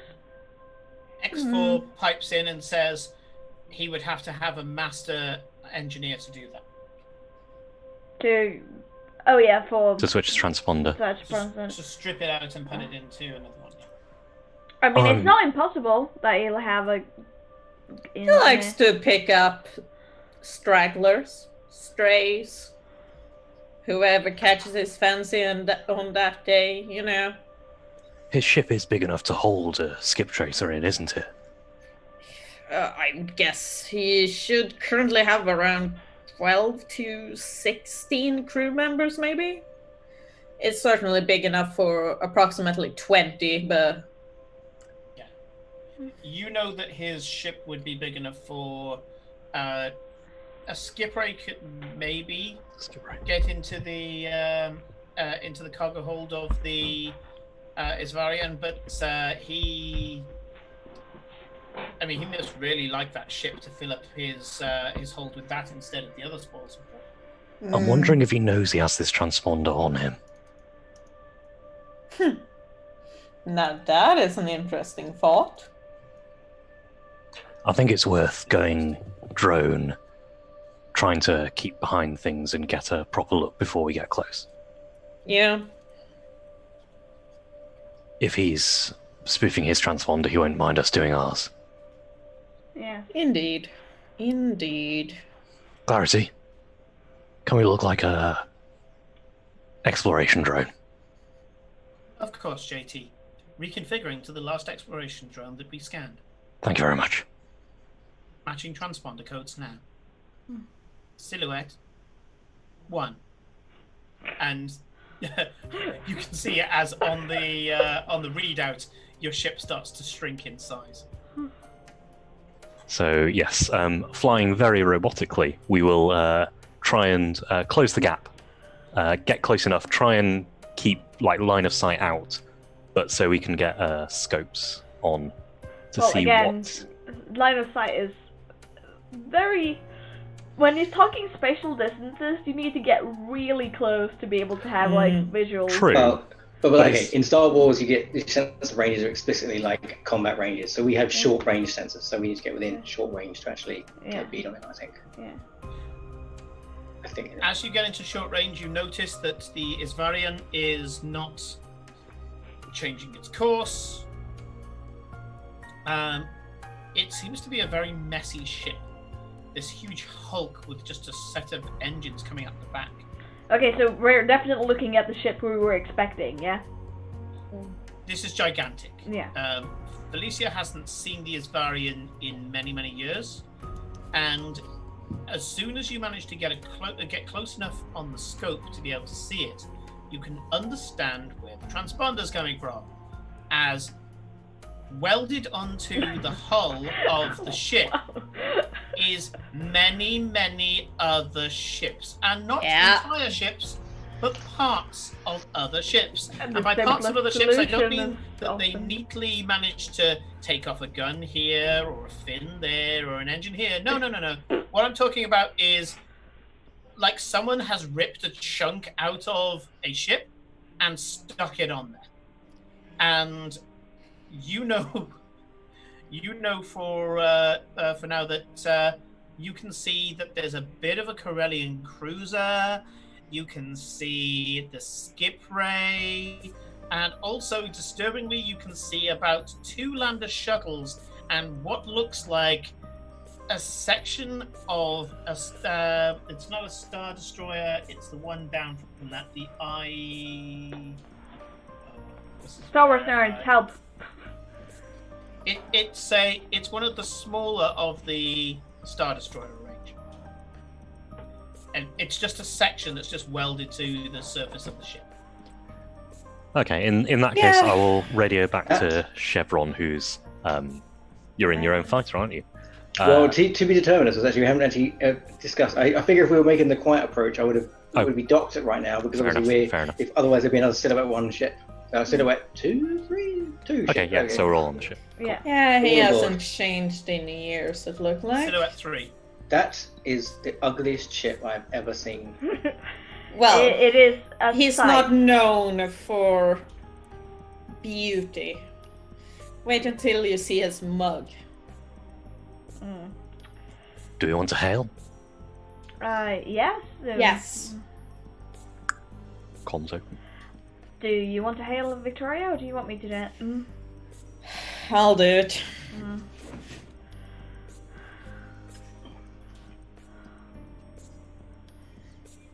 Go for it. Well met, bastard. It's been a while. There's a sudden pause. Who speaks to me as if they're my best friend? It's your cousin, fucker. Victoria. It's been a while. Victoria! You're not dead! This is good! Oh, please. If one What of are us you? should We be can't dead, see it's you. you. We can't see you, we're on our sensors. All we can see is, bloody things. And you can hear him hitting something back and he goes, "You're coming through like some kind of, I don't know, something small." Nudge JT Yeah, at we this knew point. that. I hope he gets the hint. Ah. And Thank you're like the tiniest ship imaginable. What's your point? So, are you coming to me as a family member or as a friend? Both. You've been messing around in my part of space. Oh, We I need to had have a no talk. idea that you owned this part of space. Oh, Well, your Majesty, we will get the red carpet rolled out. well, make sure you do because I want to come on board. I'd expect nothing less. Docking Bay 3, cousin. And I will do so. you can see that a pair of docking lights are starting to wink into effect. Right. Pleasant as always. I am going to take the tracker. I'm going to give it to N94. Sure. Sorry, F94. It's N72. Yeah, Um, one of your children. Uh, No, I'm going to give it to N72 and explain that if I give the signal, you are to leave the ship, put it on their ship, and come back to the ship. Sure. Paul's depressing mechanical point of order. Solo pit droids are shit at everything. All you need to do is get off, click, get on. Okay, if that's what we're aware of, that's fine. But mechanically, Paul is very much more. interjecting at this point. I'm like, Yeah, I was about to say the only thing he can tell the pit droid to do at this point is basically double tap and yeet is the only thing that it's willing to do. all Well, we need. to do. Does That's he what need 10,000 to credits say bought me. more? I'm good. Just Yeah. roll down the window and off it goes.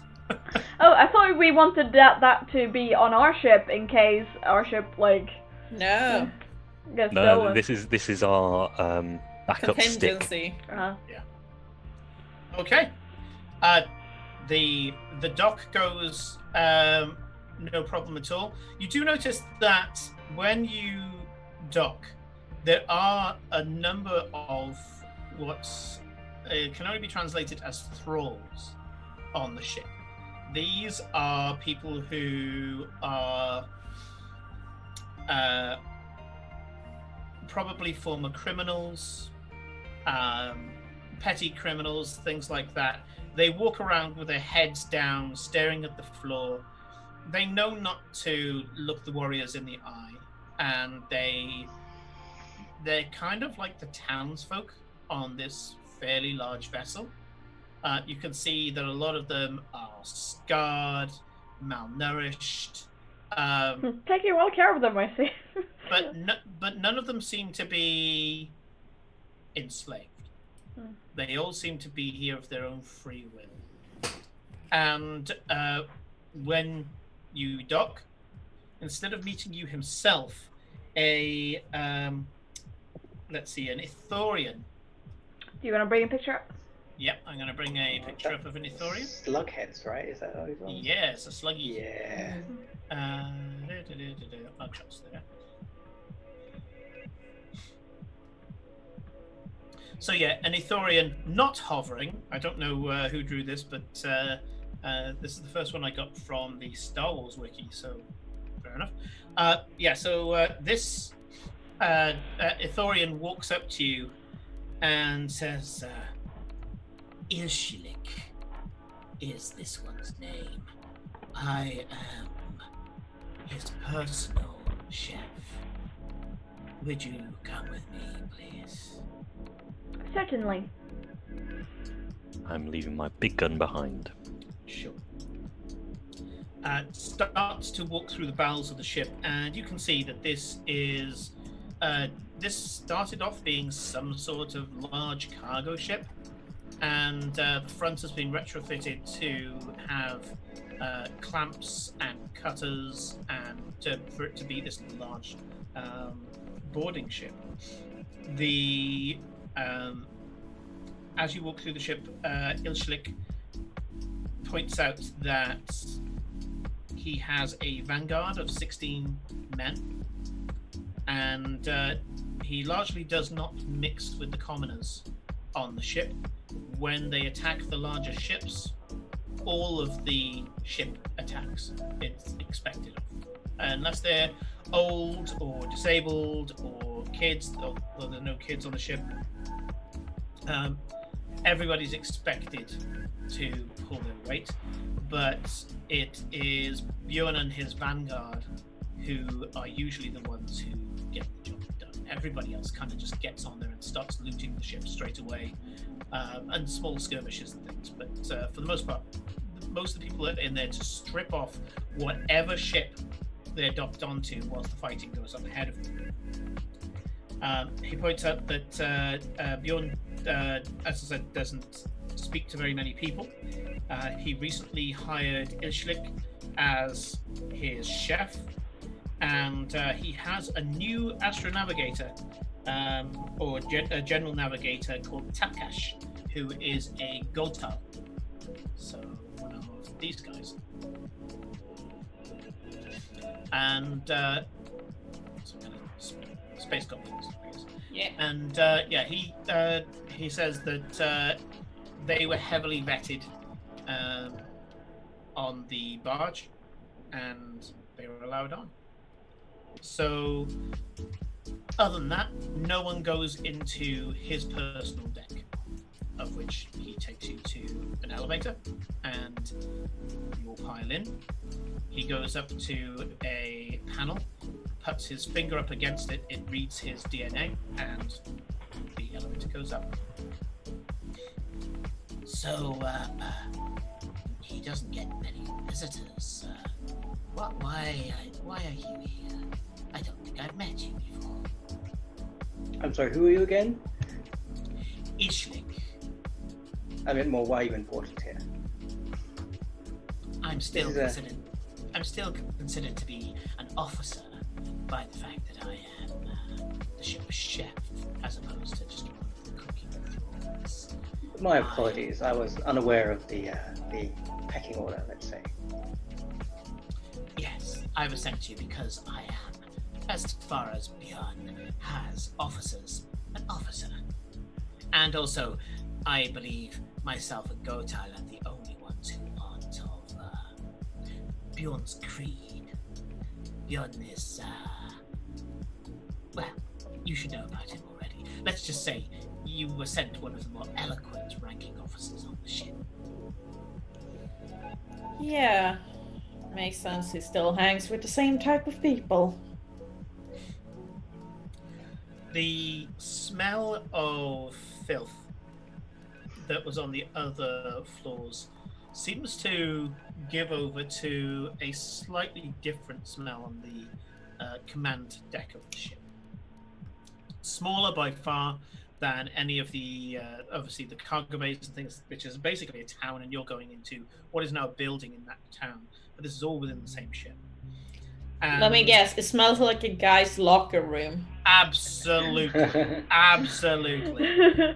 Yeah, it is jockstrap smell city here. It's not great. And as you step off, you can see that there are two grinning humans with large axes just looking at you and sizing you up. Do you recognize them? They only are they are only interested in Victoria.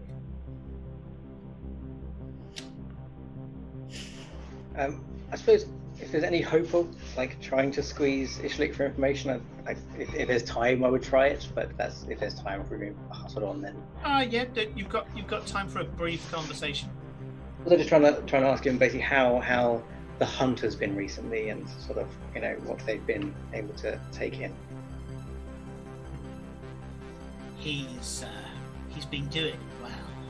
We've attracted more attention, but as far as he's concerned, more attention is just another excuse to run it. He doesn't seem to care much for money at the moment.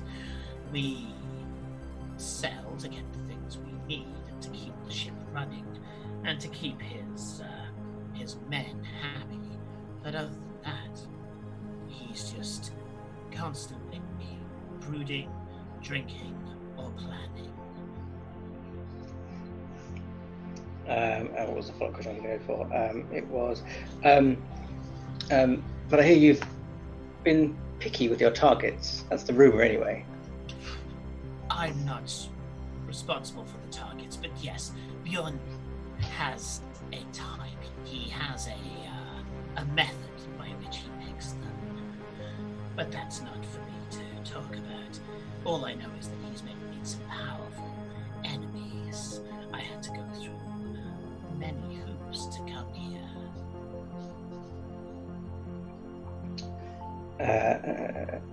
How recently did you start working here? I've been here less than a week.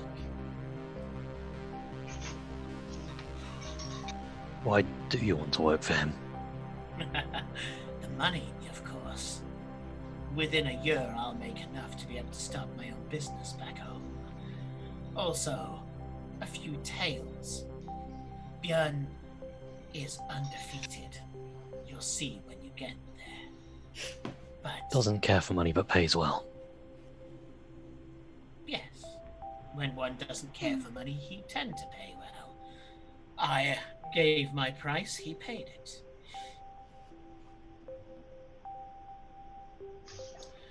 I don't have to worry about the fashions and fickles of Coruscant, none of the politics. Huge haunches of meat, ale as sweet as you like, platters of buttered vegetables, keeping these brutes of men in the calories they need to be able to do what they do. That's all that's required. You've seen this ship. It's a floating fortress. Nothing short of the Death Star itself would be able to break the hull. Believe me, first time we went up against the Star Destroyer, I was somewhat terrified up until the point where we locked on and the flight cannon stopped within minutes of them boarding. He You've doesn't been- go for the big ones, you understand.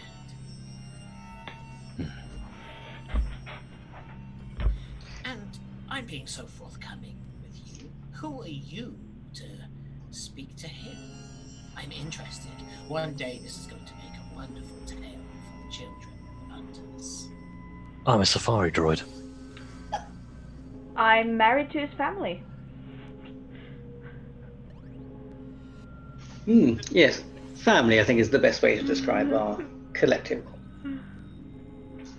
He gives you this kind of weird shrug that only a slug-headed creature can. It's just this kind of shrug, but with his eyes. And carries on walking, and other than kind of just small talk, he kind of tells you that he isn't part of the raiding party because him and his staff have to prepare the feast for when they return. And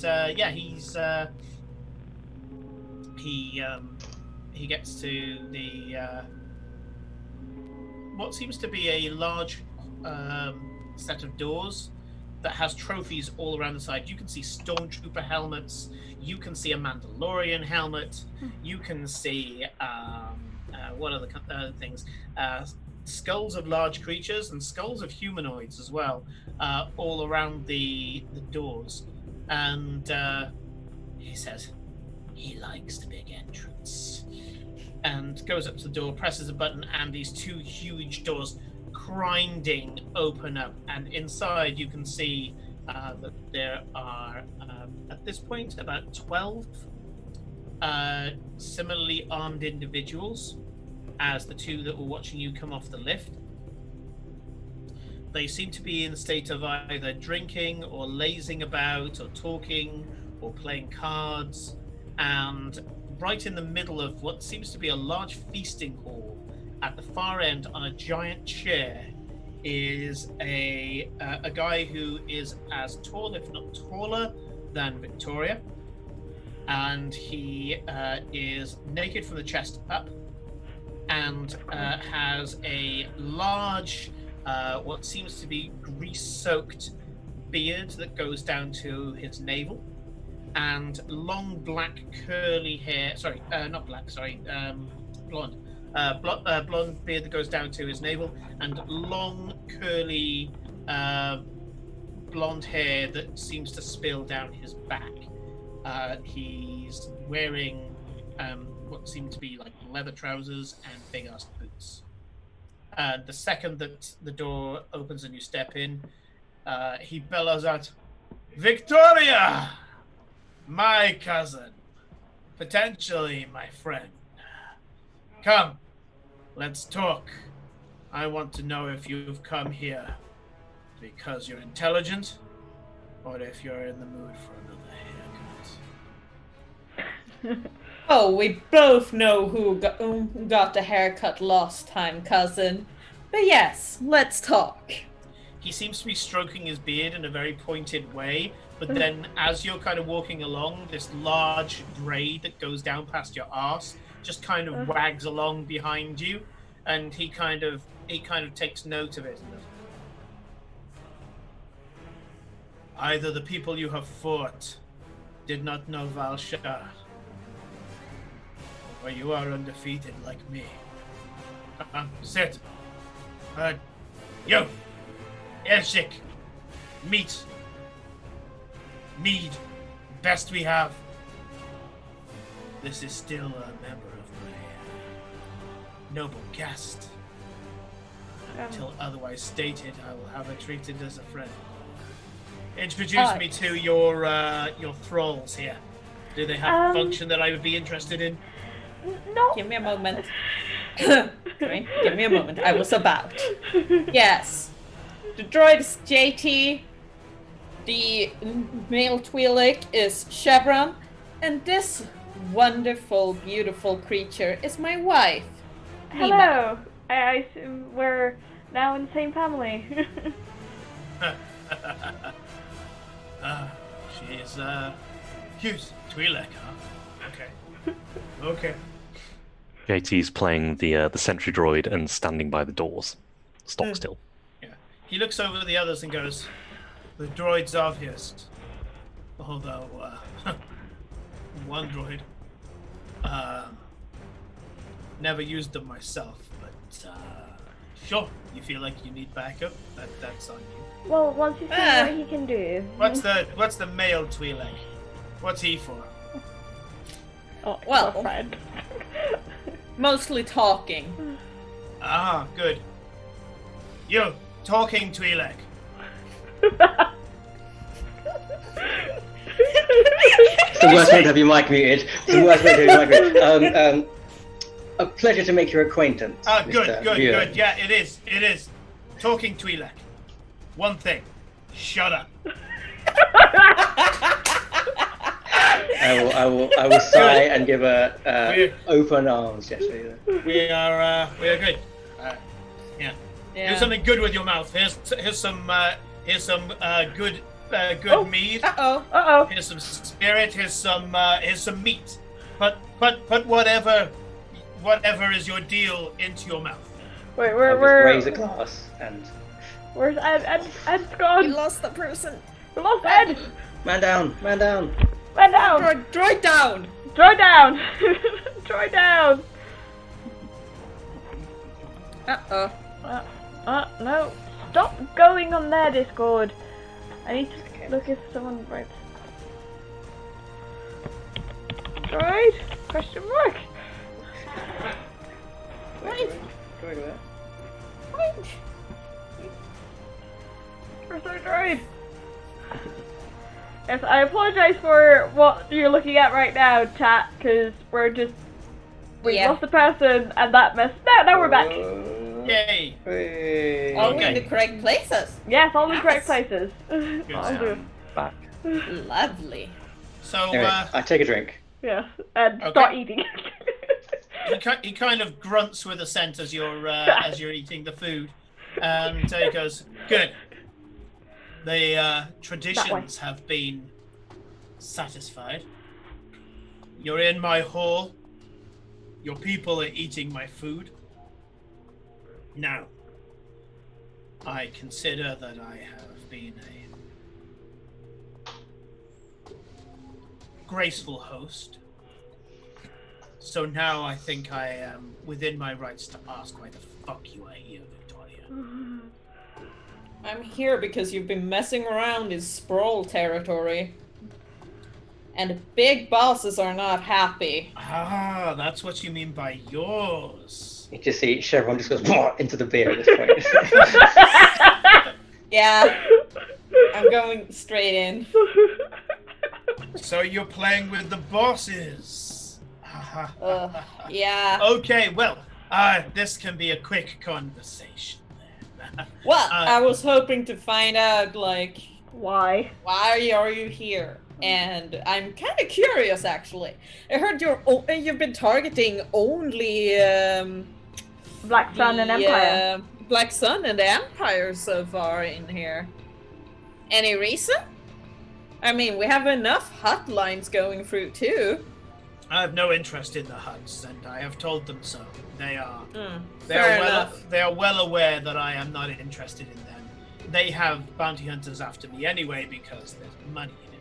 But, I consider There's that always fair money game. in the bounty. We hunters, got so- bounties too, if we're comparing bounties. He's ignoring you. He thinks that you're just Victoria's skirt as far as he's concerned. And, You see Chevron's just like holding his face. Just like, yes, we've got bounties on all our heads. Yes, that's anyway. is the ale too much for you, Twi'lek? You're holding your head already. He's having the hangover before he ends up drunk.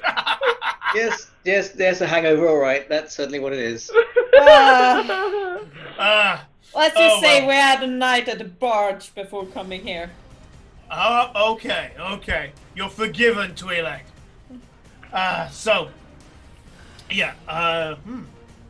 Interesting. I wondered if you were coming here to take out the honor of killing me. Nah. Besides, I want to hear the story because no one told me. I was out on that mission then, and I come back, and basically my only contender was gone. Like, excuse you? Now you're flattering me. Only contender. Well, it's not like any of the other bastards managed to cut off my tail.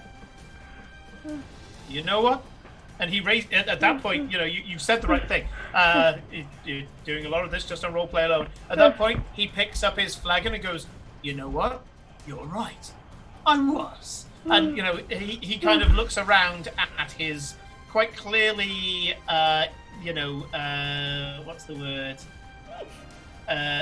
His lackeys. Yeah. He His goes. boy band. He says it kind of a little loud so they can all. He goes, "You know what? You're right. I was," and there's a kind of from the people around him. He goes,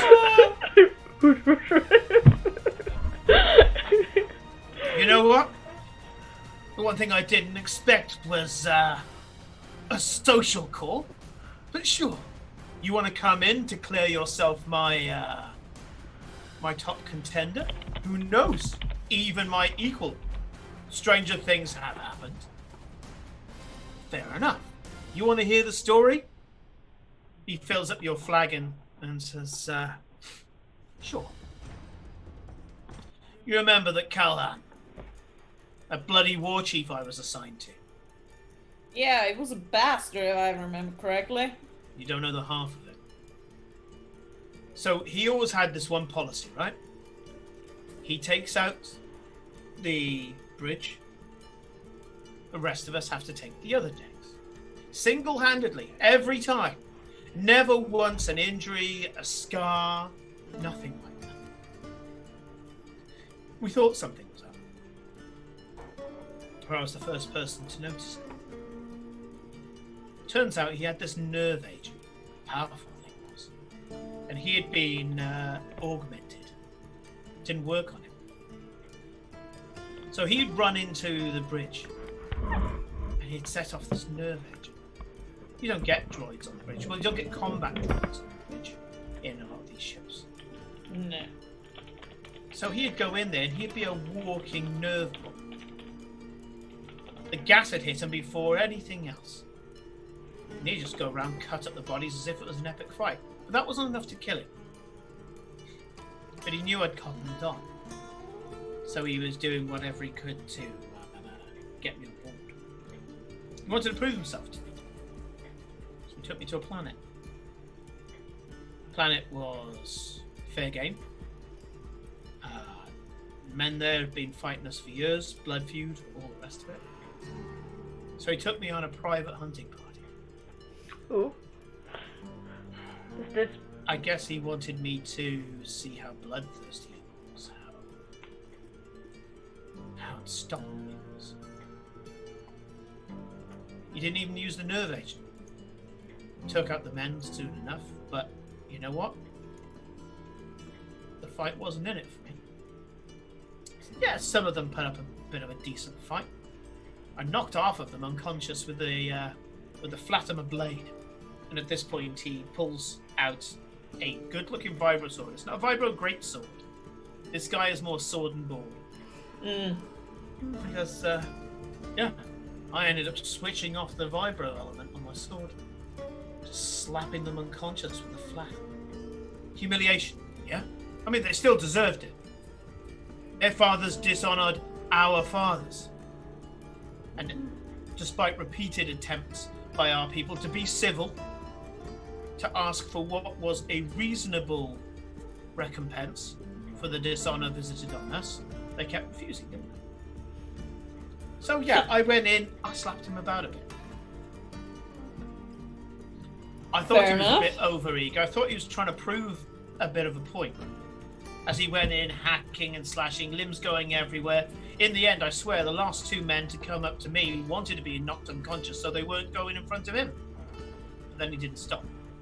The women, the children. He came back to me covered in blood, bathed in it, saying that the battle song came over him and all he saw was red. But I could see the look on his face. I've seen people who've seen red. They're animals. That wasn't him. He was rushing around, killing more out of desperation. He had to impress me, didn't he? He had to fucking impress me. And he went too far. For the first time, he looks at you as if you're a person worth listening to, and he went, "Damn fucking right he did." And he went too far into my watch. War Chief, little wife, is everyone. Everyone in this ship is me.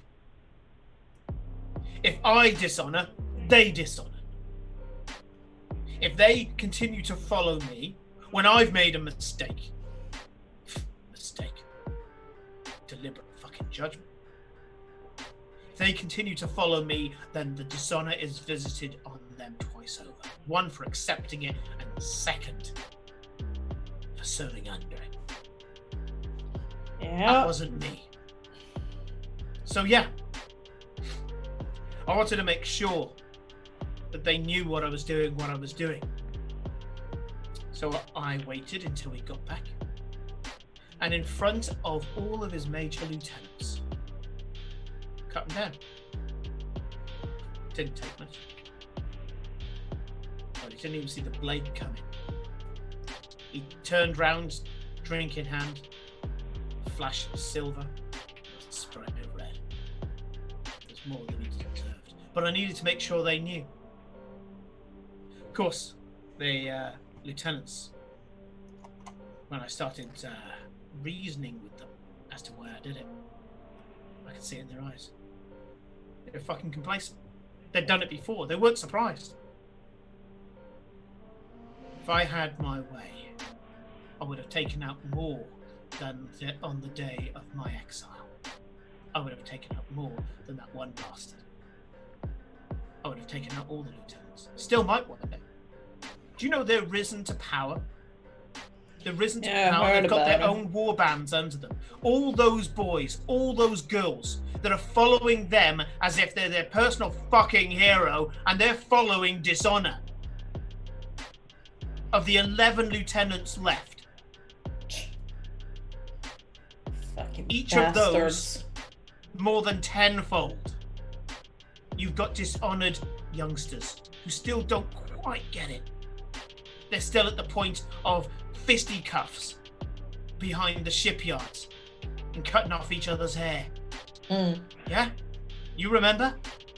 Oh yeah, I remember. I still got the scar on my chin, look, and he lifts up his beard. Look, see? See? Yeah, didn't pay attention with the bloody blade, did you? It was only a tough back then as well. Look at it now. Ah! Yeah. Been doing yeah. good. You've been doing good. I tried to restore the honor of the warband, and instead, what did I get? Fucking exile. And what am I surrounded by? Fucking exiles. At which point you can see all the lackeys look at him as if to say, hey. Yeah. Oh, You- fuck. That's But a bigger mess than I thought it was gonna be. But they're exiles with honor. All of them. Yeah? Yeah. Any At of least you these got guys- honor. Any of these guys steps outside the warrior code, they're floating off in space. They don't even get an honorable death. I'll bind their bloody arms and legs myself and toss them out there myself. Fair enough. This may not be much, may look like shit, but it's honorable. It's home, as far as a warrior can have. So yeah, I'll drink to that. I And, turn to he Victoria. smashes his tankard on yours, Victoria, and they both take a huge swig. Yeah. Well, the question is to both of them, but I turn to Victoria because I know he doesn't really like speaking to me. And go. He was not given a chance to explain what happened before our exile. There was a No, council. it's like I told you, that's why I wanted the story. There They was a broke council, you but up it was before they mostly even shelter. asked you anything. Fucking bastards. Was the The lieutenant? council screamed back and forth, but what was my word up against all the fucking lieutenants, I ask you? Yeah. By the way, Simon, while all this was going on, could I do a perception check to see if he's telling the truth? Yeah. Go for it. For the sake of expediency, if you just want to know if he's telling the truth, super overtly telling the truth. Yeah. Yeah, as in too drunk to even have any form of duplicity, and as a person with your stats alone, I'm just gonna say, yeah, you know that this guy is just spilling his heart out at this point. So yeah, I make my way out here. Well, It's I'll be honest. I'm glad to know you're still honorable, because it would be a shame if my only competent competitor was, well, dishonored.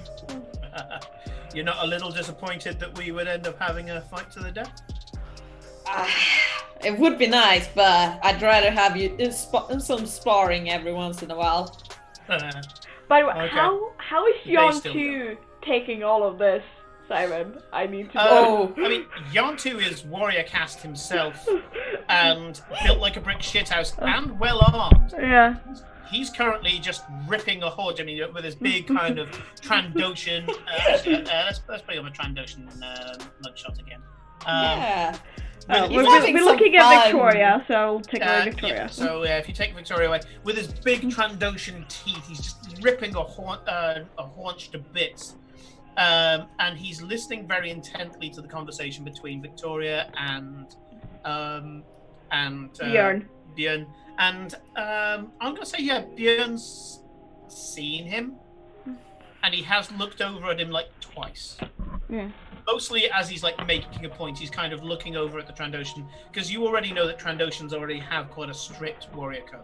Yeah. Mm. But Knight's still young. We can have a spar. Yeah. Sounds good to me. And Victoria will But we take got a big business slab first. of meat and eat some. Yep. You notice when there's no utensils here. You know, he grabs like a chicken breast and just kind of starts stuffing it down. He goes, anyway. Other than that, I business. assume this is Business. normal with like Victoria's family. When I've gone and visited, it's always been like no utensils. Yeah. Everything.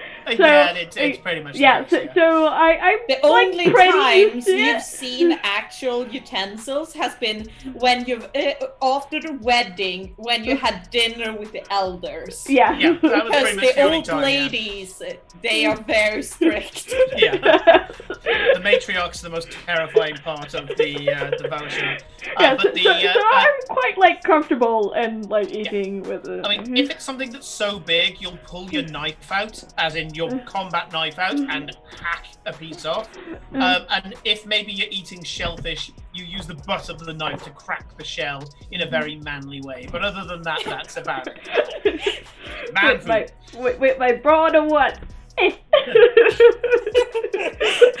Every once in a while, she just takes Victoria's hand about that meat, please. Yes, help me.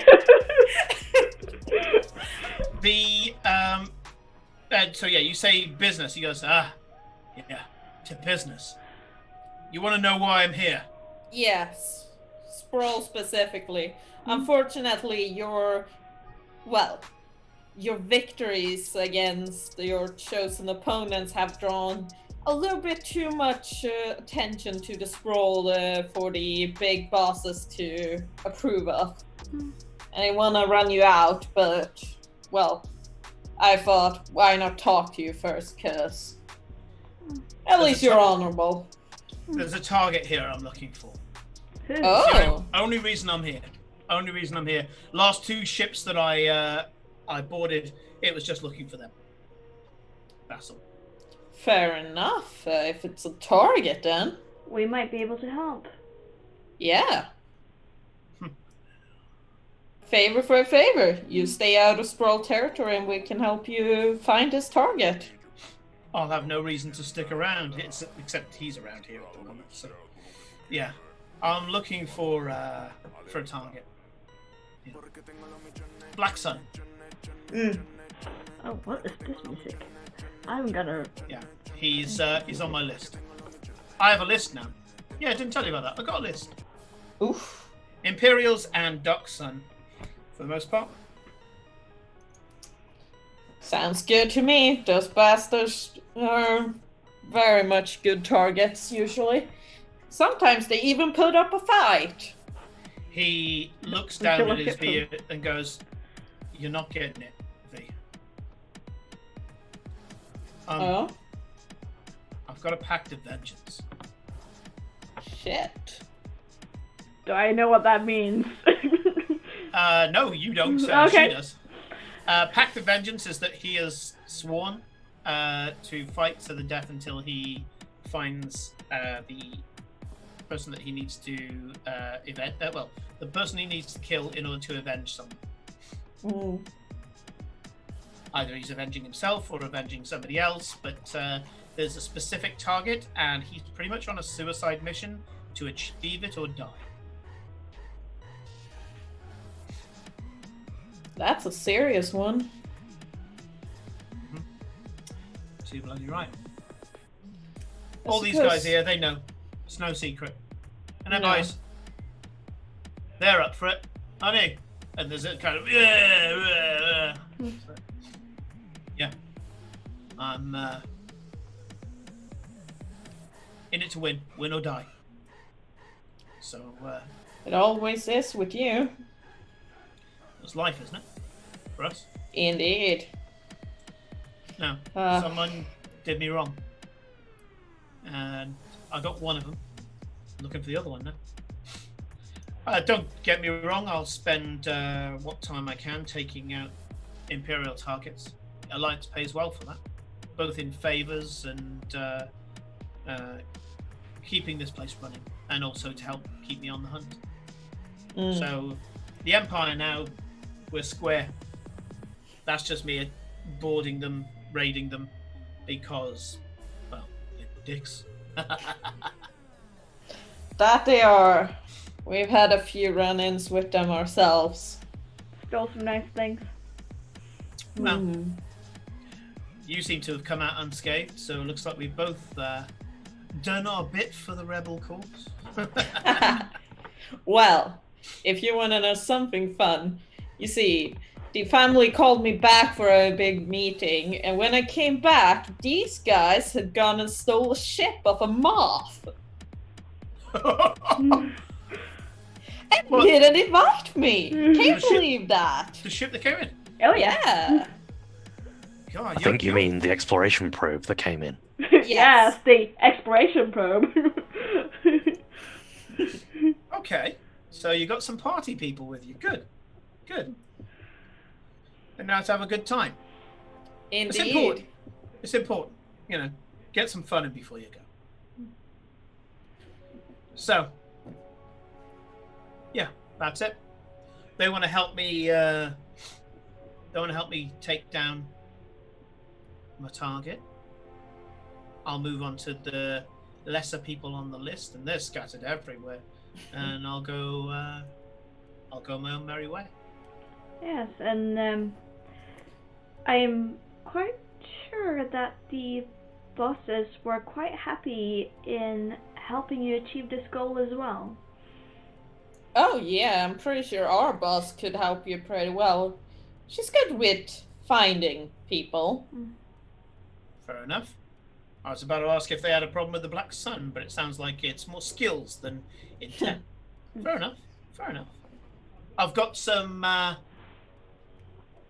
some specialists around me myself. Mostly around the ship. They're not officer class, but you know, I do the best I can. He picks up the meat, and in all fairness, the food that you've had is astounding. Mm. Just You mean the best chef? chef. Yeah. Yeah, we met I got- him. Oh yeah. And I got the best star tracker you'll ever find. Takash! And the Gokul pokes his head up, says, "What do you want now? I'm busy. Thought you wanted me to do this." He's like, "Yeah, just show your ugly mug. There we go. That's Takash. He's my star tracker. Best you'll find in the galaxy. Nice. Part astrogation guy, part information gatherer. He's what bounty hunters want to be." Yeah, I can imagine that. So, okay. My target is Vigo Cross. Vigo Cross. So I'm just Spelled being noted down. K-R-O-S. Immediately, like, radioing back to X4 to do, like, a background check. All the usual stuff. Yeah.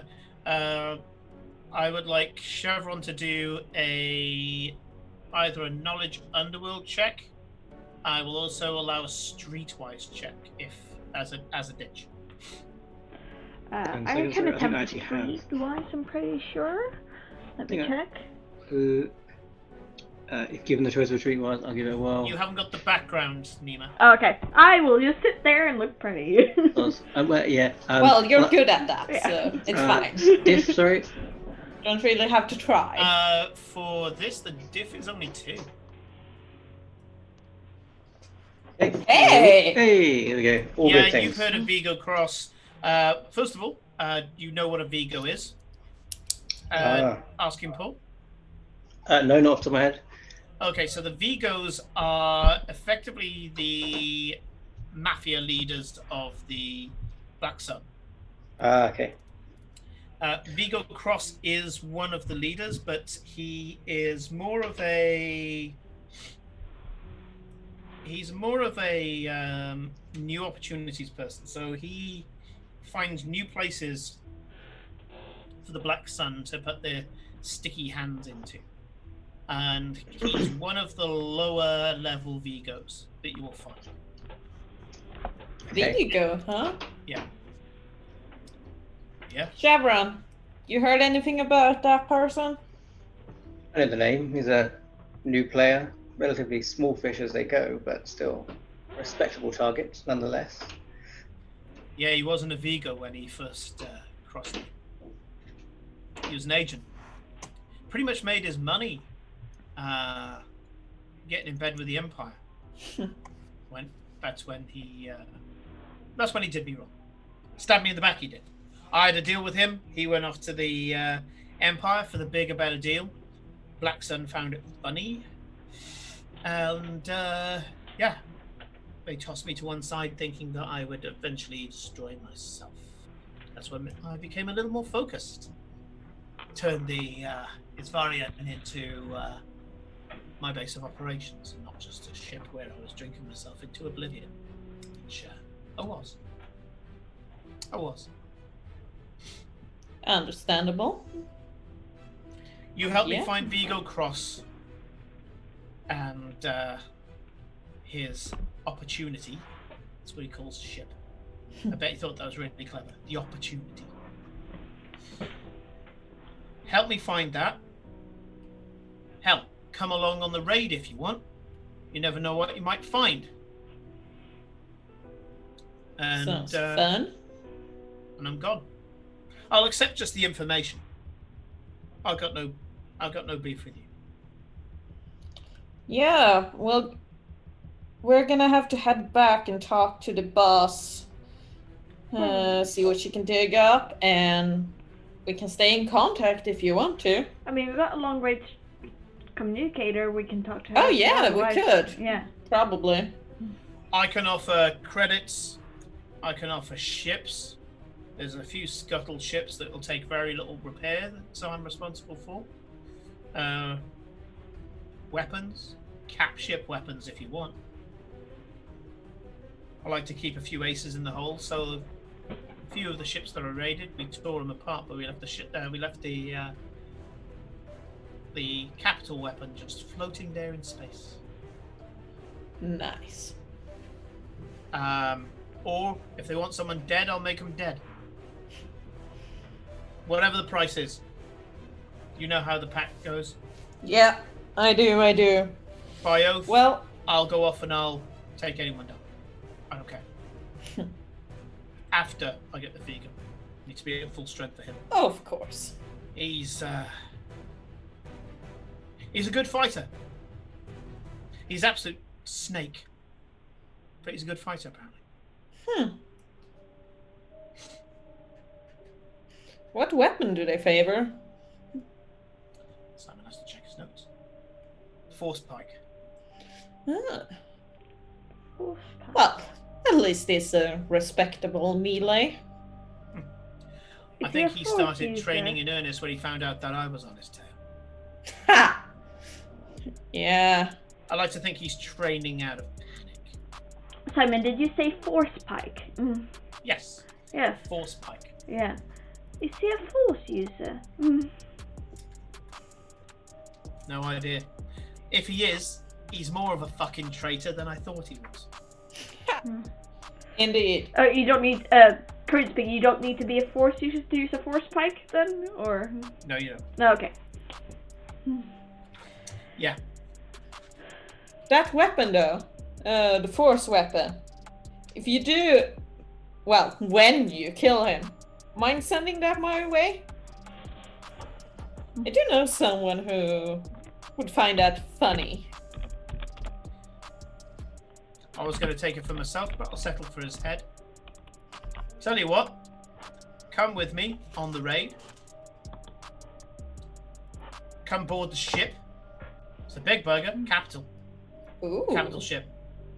Right? And that can be fun. I haven't raided a capital ship in a while. You never forget. You never forget. What is the rest of the crew's reaction to, yes, let's go raid a capital ship? Obviously, there's nothing on the surface, but JT's just sending smiley faces. Ding, ding, ding. He's looking at one part of his brain, gun catalog, the other part of his brain, smiley faces at using said guns.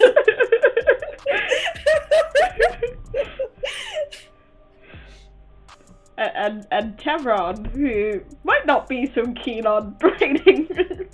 Less, I think it's fair to say, but you know, the price of doing business, I suppose. But we'll talk about it. Chevron, We'll talk about it when we're not so.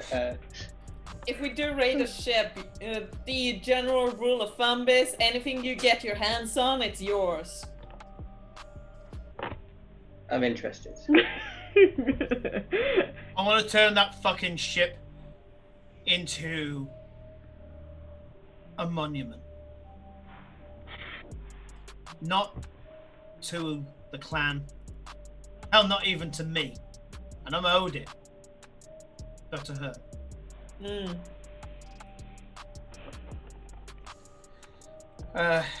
He killed her. He didn't. He didn't do it himself. Fuck. She was special. Naughty. Yeah? Mm. Could put up with my bullshit for days. Yeah? An Everything exemplary I ever woman. Amazing fighter. Yeah? Mm-hmm. You should have seen her. Went, oh god, the way she could dance. Oh. You put a couple of knives in her hand and oh, the way she used to do it. She even had this trick. Yeah? Mm-hmm. She could throw one of these blades and then she could pull it back into her hand and throw it again. Yeah? I only heard that stories. is sexy. I only heard stories of being able to use the Force. But she had it. She had it. She was none of those fucking Jedi or anything like that. She had a couple of tricks, you know? Oh yeah. Tricks. Mm-hmm. I know what that is. So, anyway, when 66 happened,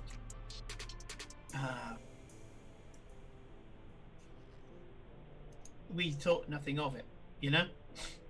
Sure, another coup in the middle of fucking Core Worlds, we don't care. How old is he? But then... Simon. How old is this guy?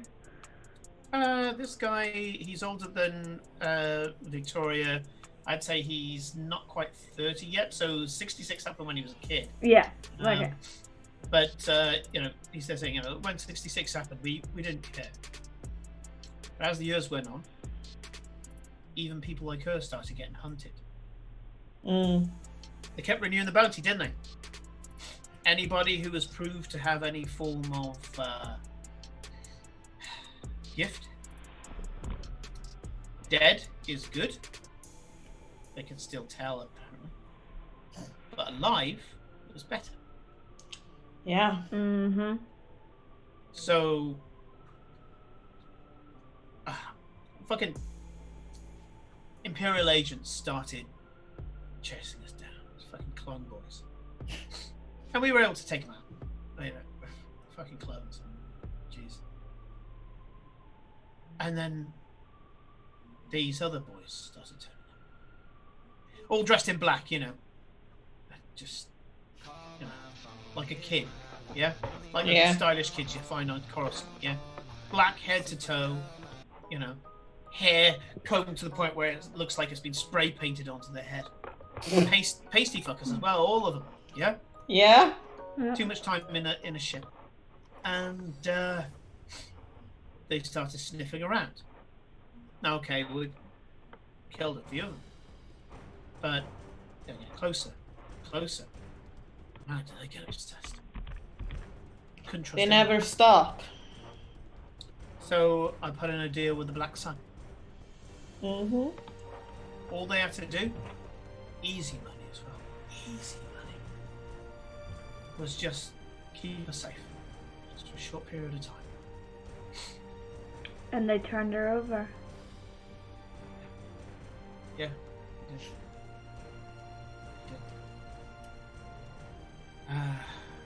She fought though, right to the end. See, I tortured the guard that was put outside her cell. Got on to tell me every last detail. It was only when I committed to memory and got him to confirm every detail as I told it back to him that I ended up questioning it. Yeah, it was. Apparently, it was beautiful. At least they didn't take her alive then. No. That's good. She died fighting. That is Yeah, warrior's death. a warrior's death. So Well- apparently, one of these they're going to use one of these torture droids on her. You know, the floaty black balls Ugh. on her to see if they can find out more of her. Mm. And then they were going to take her, whatever state she was in, to go off to this camp Yeah. where they were going to keep her and people like her, for God knows what reason. And Sis. as the thing came in, the officer forgot who he was dealing with. She focused, flicked his blaster up in the air, and shot him with the blaster from the other side of the corridor. She drew it to her hand, blasted out the droid, ended up knocking cold the one that I ended up torturing.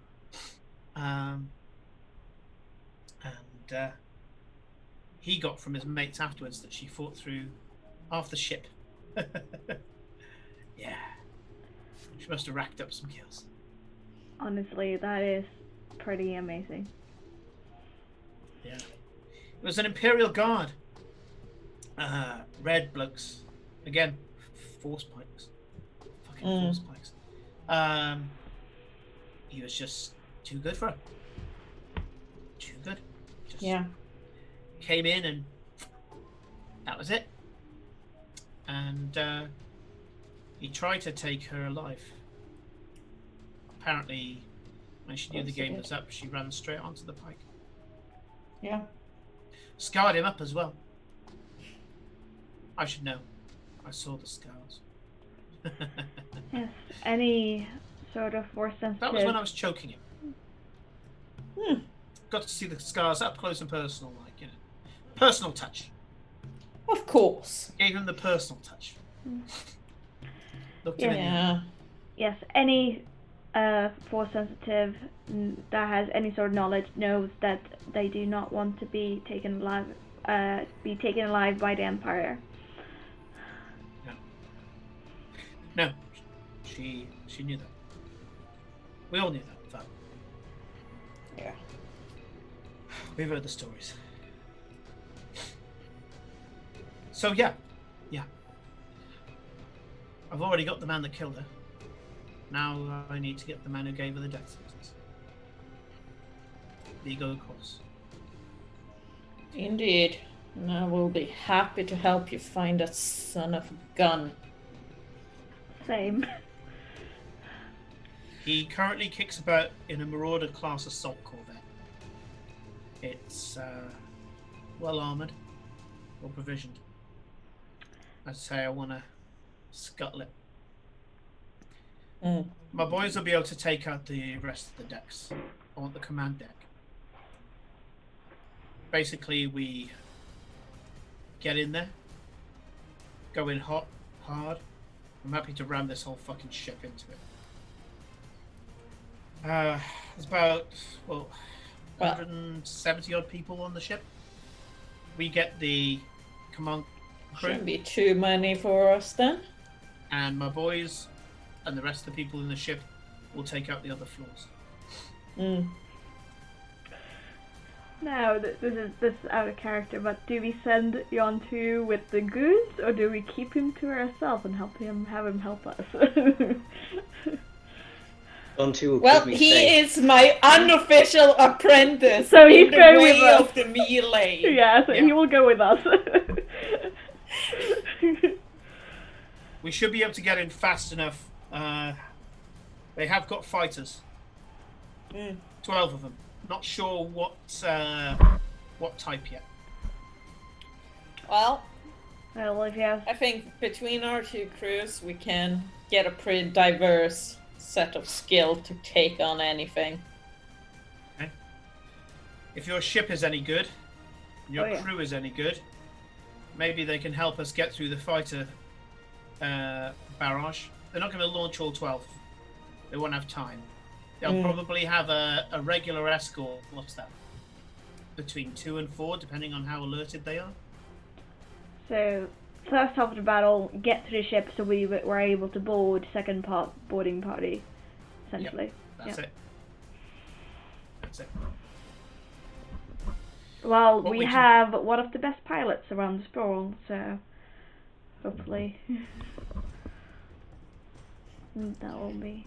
And You sure the you all wanna pilot do owns this? the biggest guns. Talkie Twi'lek, Yes, it's your time to talk now. You up for this? yes. Talkie Twi'lek is Chevron. Talkie Twi'lek. Talkie Twi'lek. Oh yes, other Talkie Twi'lek. Wifey Twi'lek. He's sorry. Talkie Twi'lek. Your wife Twi'lek. Yeah. It's... I think a public statement of your discontent with both the Empire and the Black Suns would be useful to the Sprawl. Let's say that, if we're being straight here. Fair enough. So you don't have a problem me lighting this ship up like a candle? Candle to her. Why would we? It's the Emperor ship. As I said, a public statement of a public message from you would take the heat off the Sprawl. Make it clear that you're a sole operator here, not affiliated with the Sprawl. Gladly. Gladly. Hell, And If dictated you want, I'll to record- her. I'll record the fight. I'll record the bloody execution. Send it out on every channel to every Black Sun operative, to every fucking member of the Empire. I don't care. No, that sounds like a message. I don't know what I'll do afterwards. Hoping the fight will still be in me. Let's talk about Well- after. If you Whatever. still have some fight in you, we do have a target that we've been meaning to get to, and we could use some more fighting strength for that. You know Ever what? thought about fighting a Darth? A what? A Sith. Oh, that's the cultist, dribbly candles, Yeah, hoods. Yeah, the Well, it's they a are bit- the ones it's a who bit of a put out crapshoot, isn't it? the bounties for you know the ones for with the sensitives. magic swords? Oh, like The lightsaber. like Jedi's, yeah. Yeah, but bad. They're the ones who sent out the Did Jedi- notice to did get Jedis come all in the bad? Force sensitives. So The Sith. these are the Sith. If you don't know what they are, they are. Yeah, I know this. I know the Sith. The weird dribbly candles, Yeah. painted faces. Oh no, hoods, yeah? that's the race, the Sith.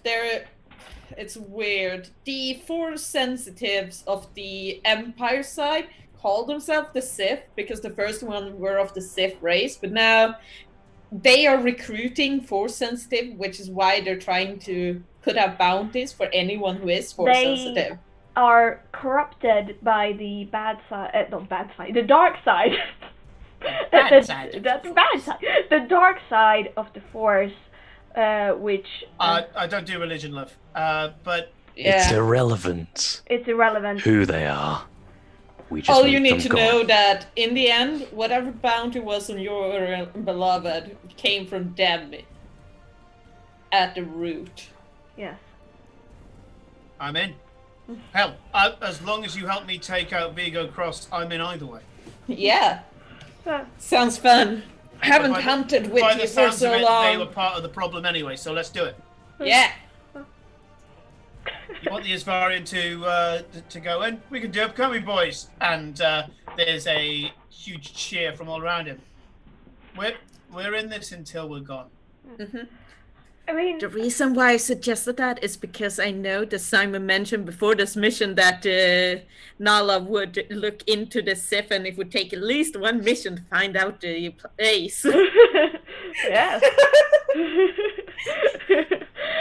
Yes, it's a very good idea. But Nima, well, we're almost. I'm just looking at time. I'm thinking how much we we're have. wrapping up. Yeah. But Nima will ask if it is worth, or Victoria, if there's any way we can clear Bjorn's name with her family, or if he even wants that. honestly, I can talk to the elders for you if you want to, but at this point, those bastards are probably amassing more followers.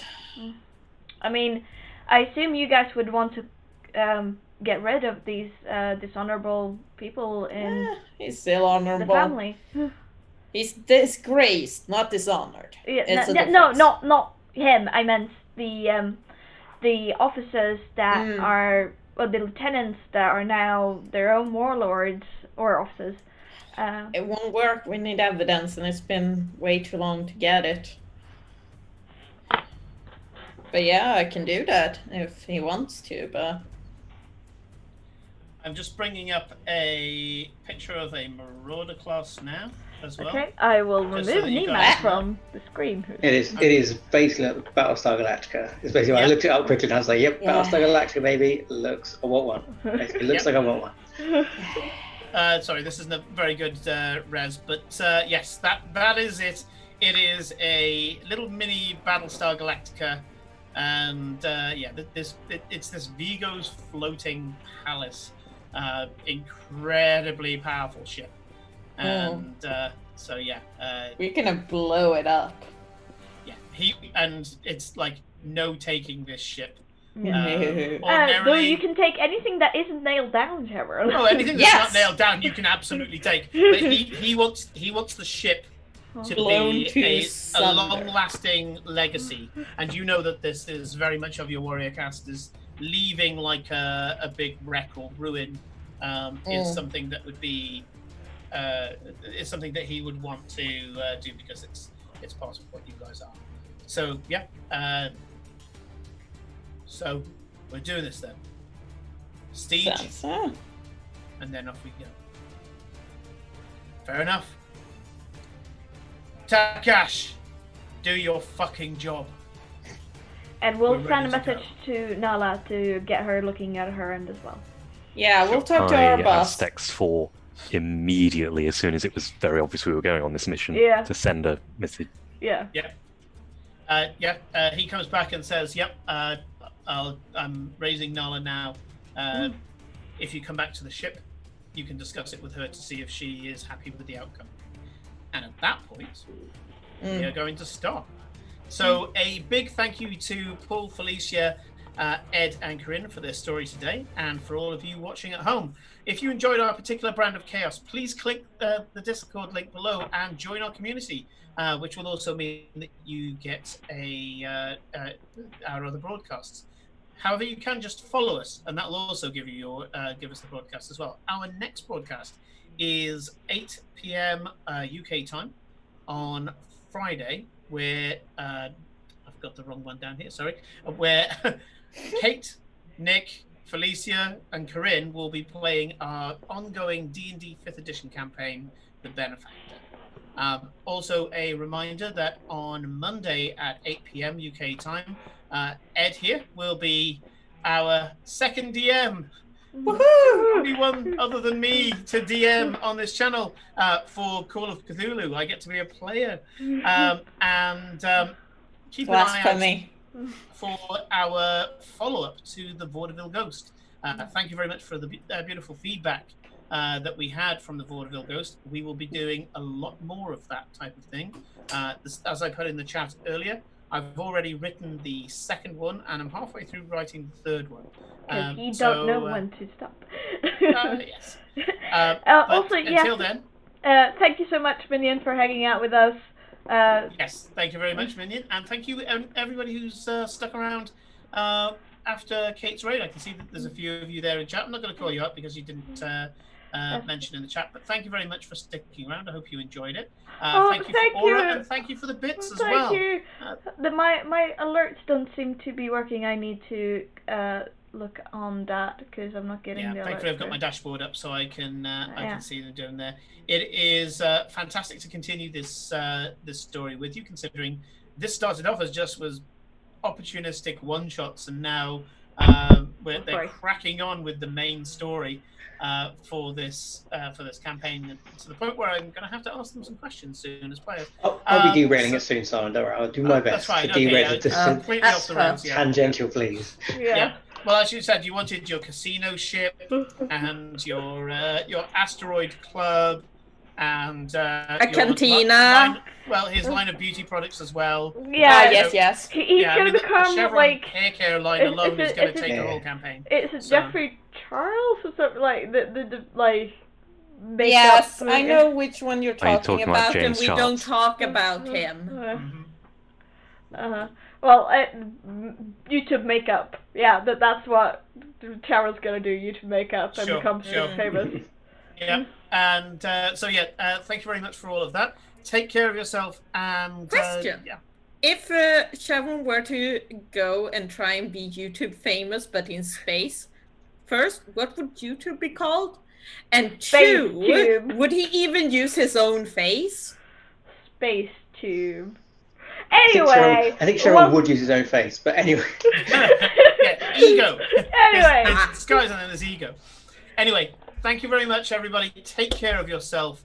Join the Discord, join our community, and we will see you more with extra content that I'm rolling up as we speak. So take care, good night, and see you next time. Bye. Bye-bye. Bye.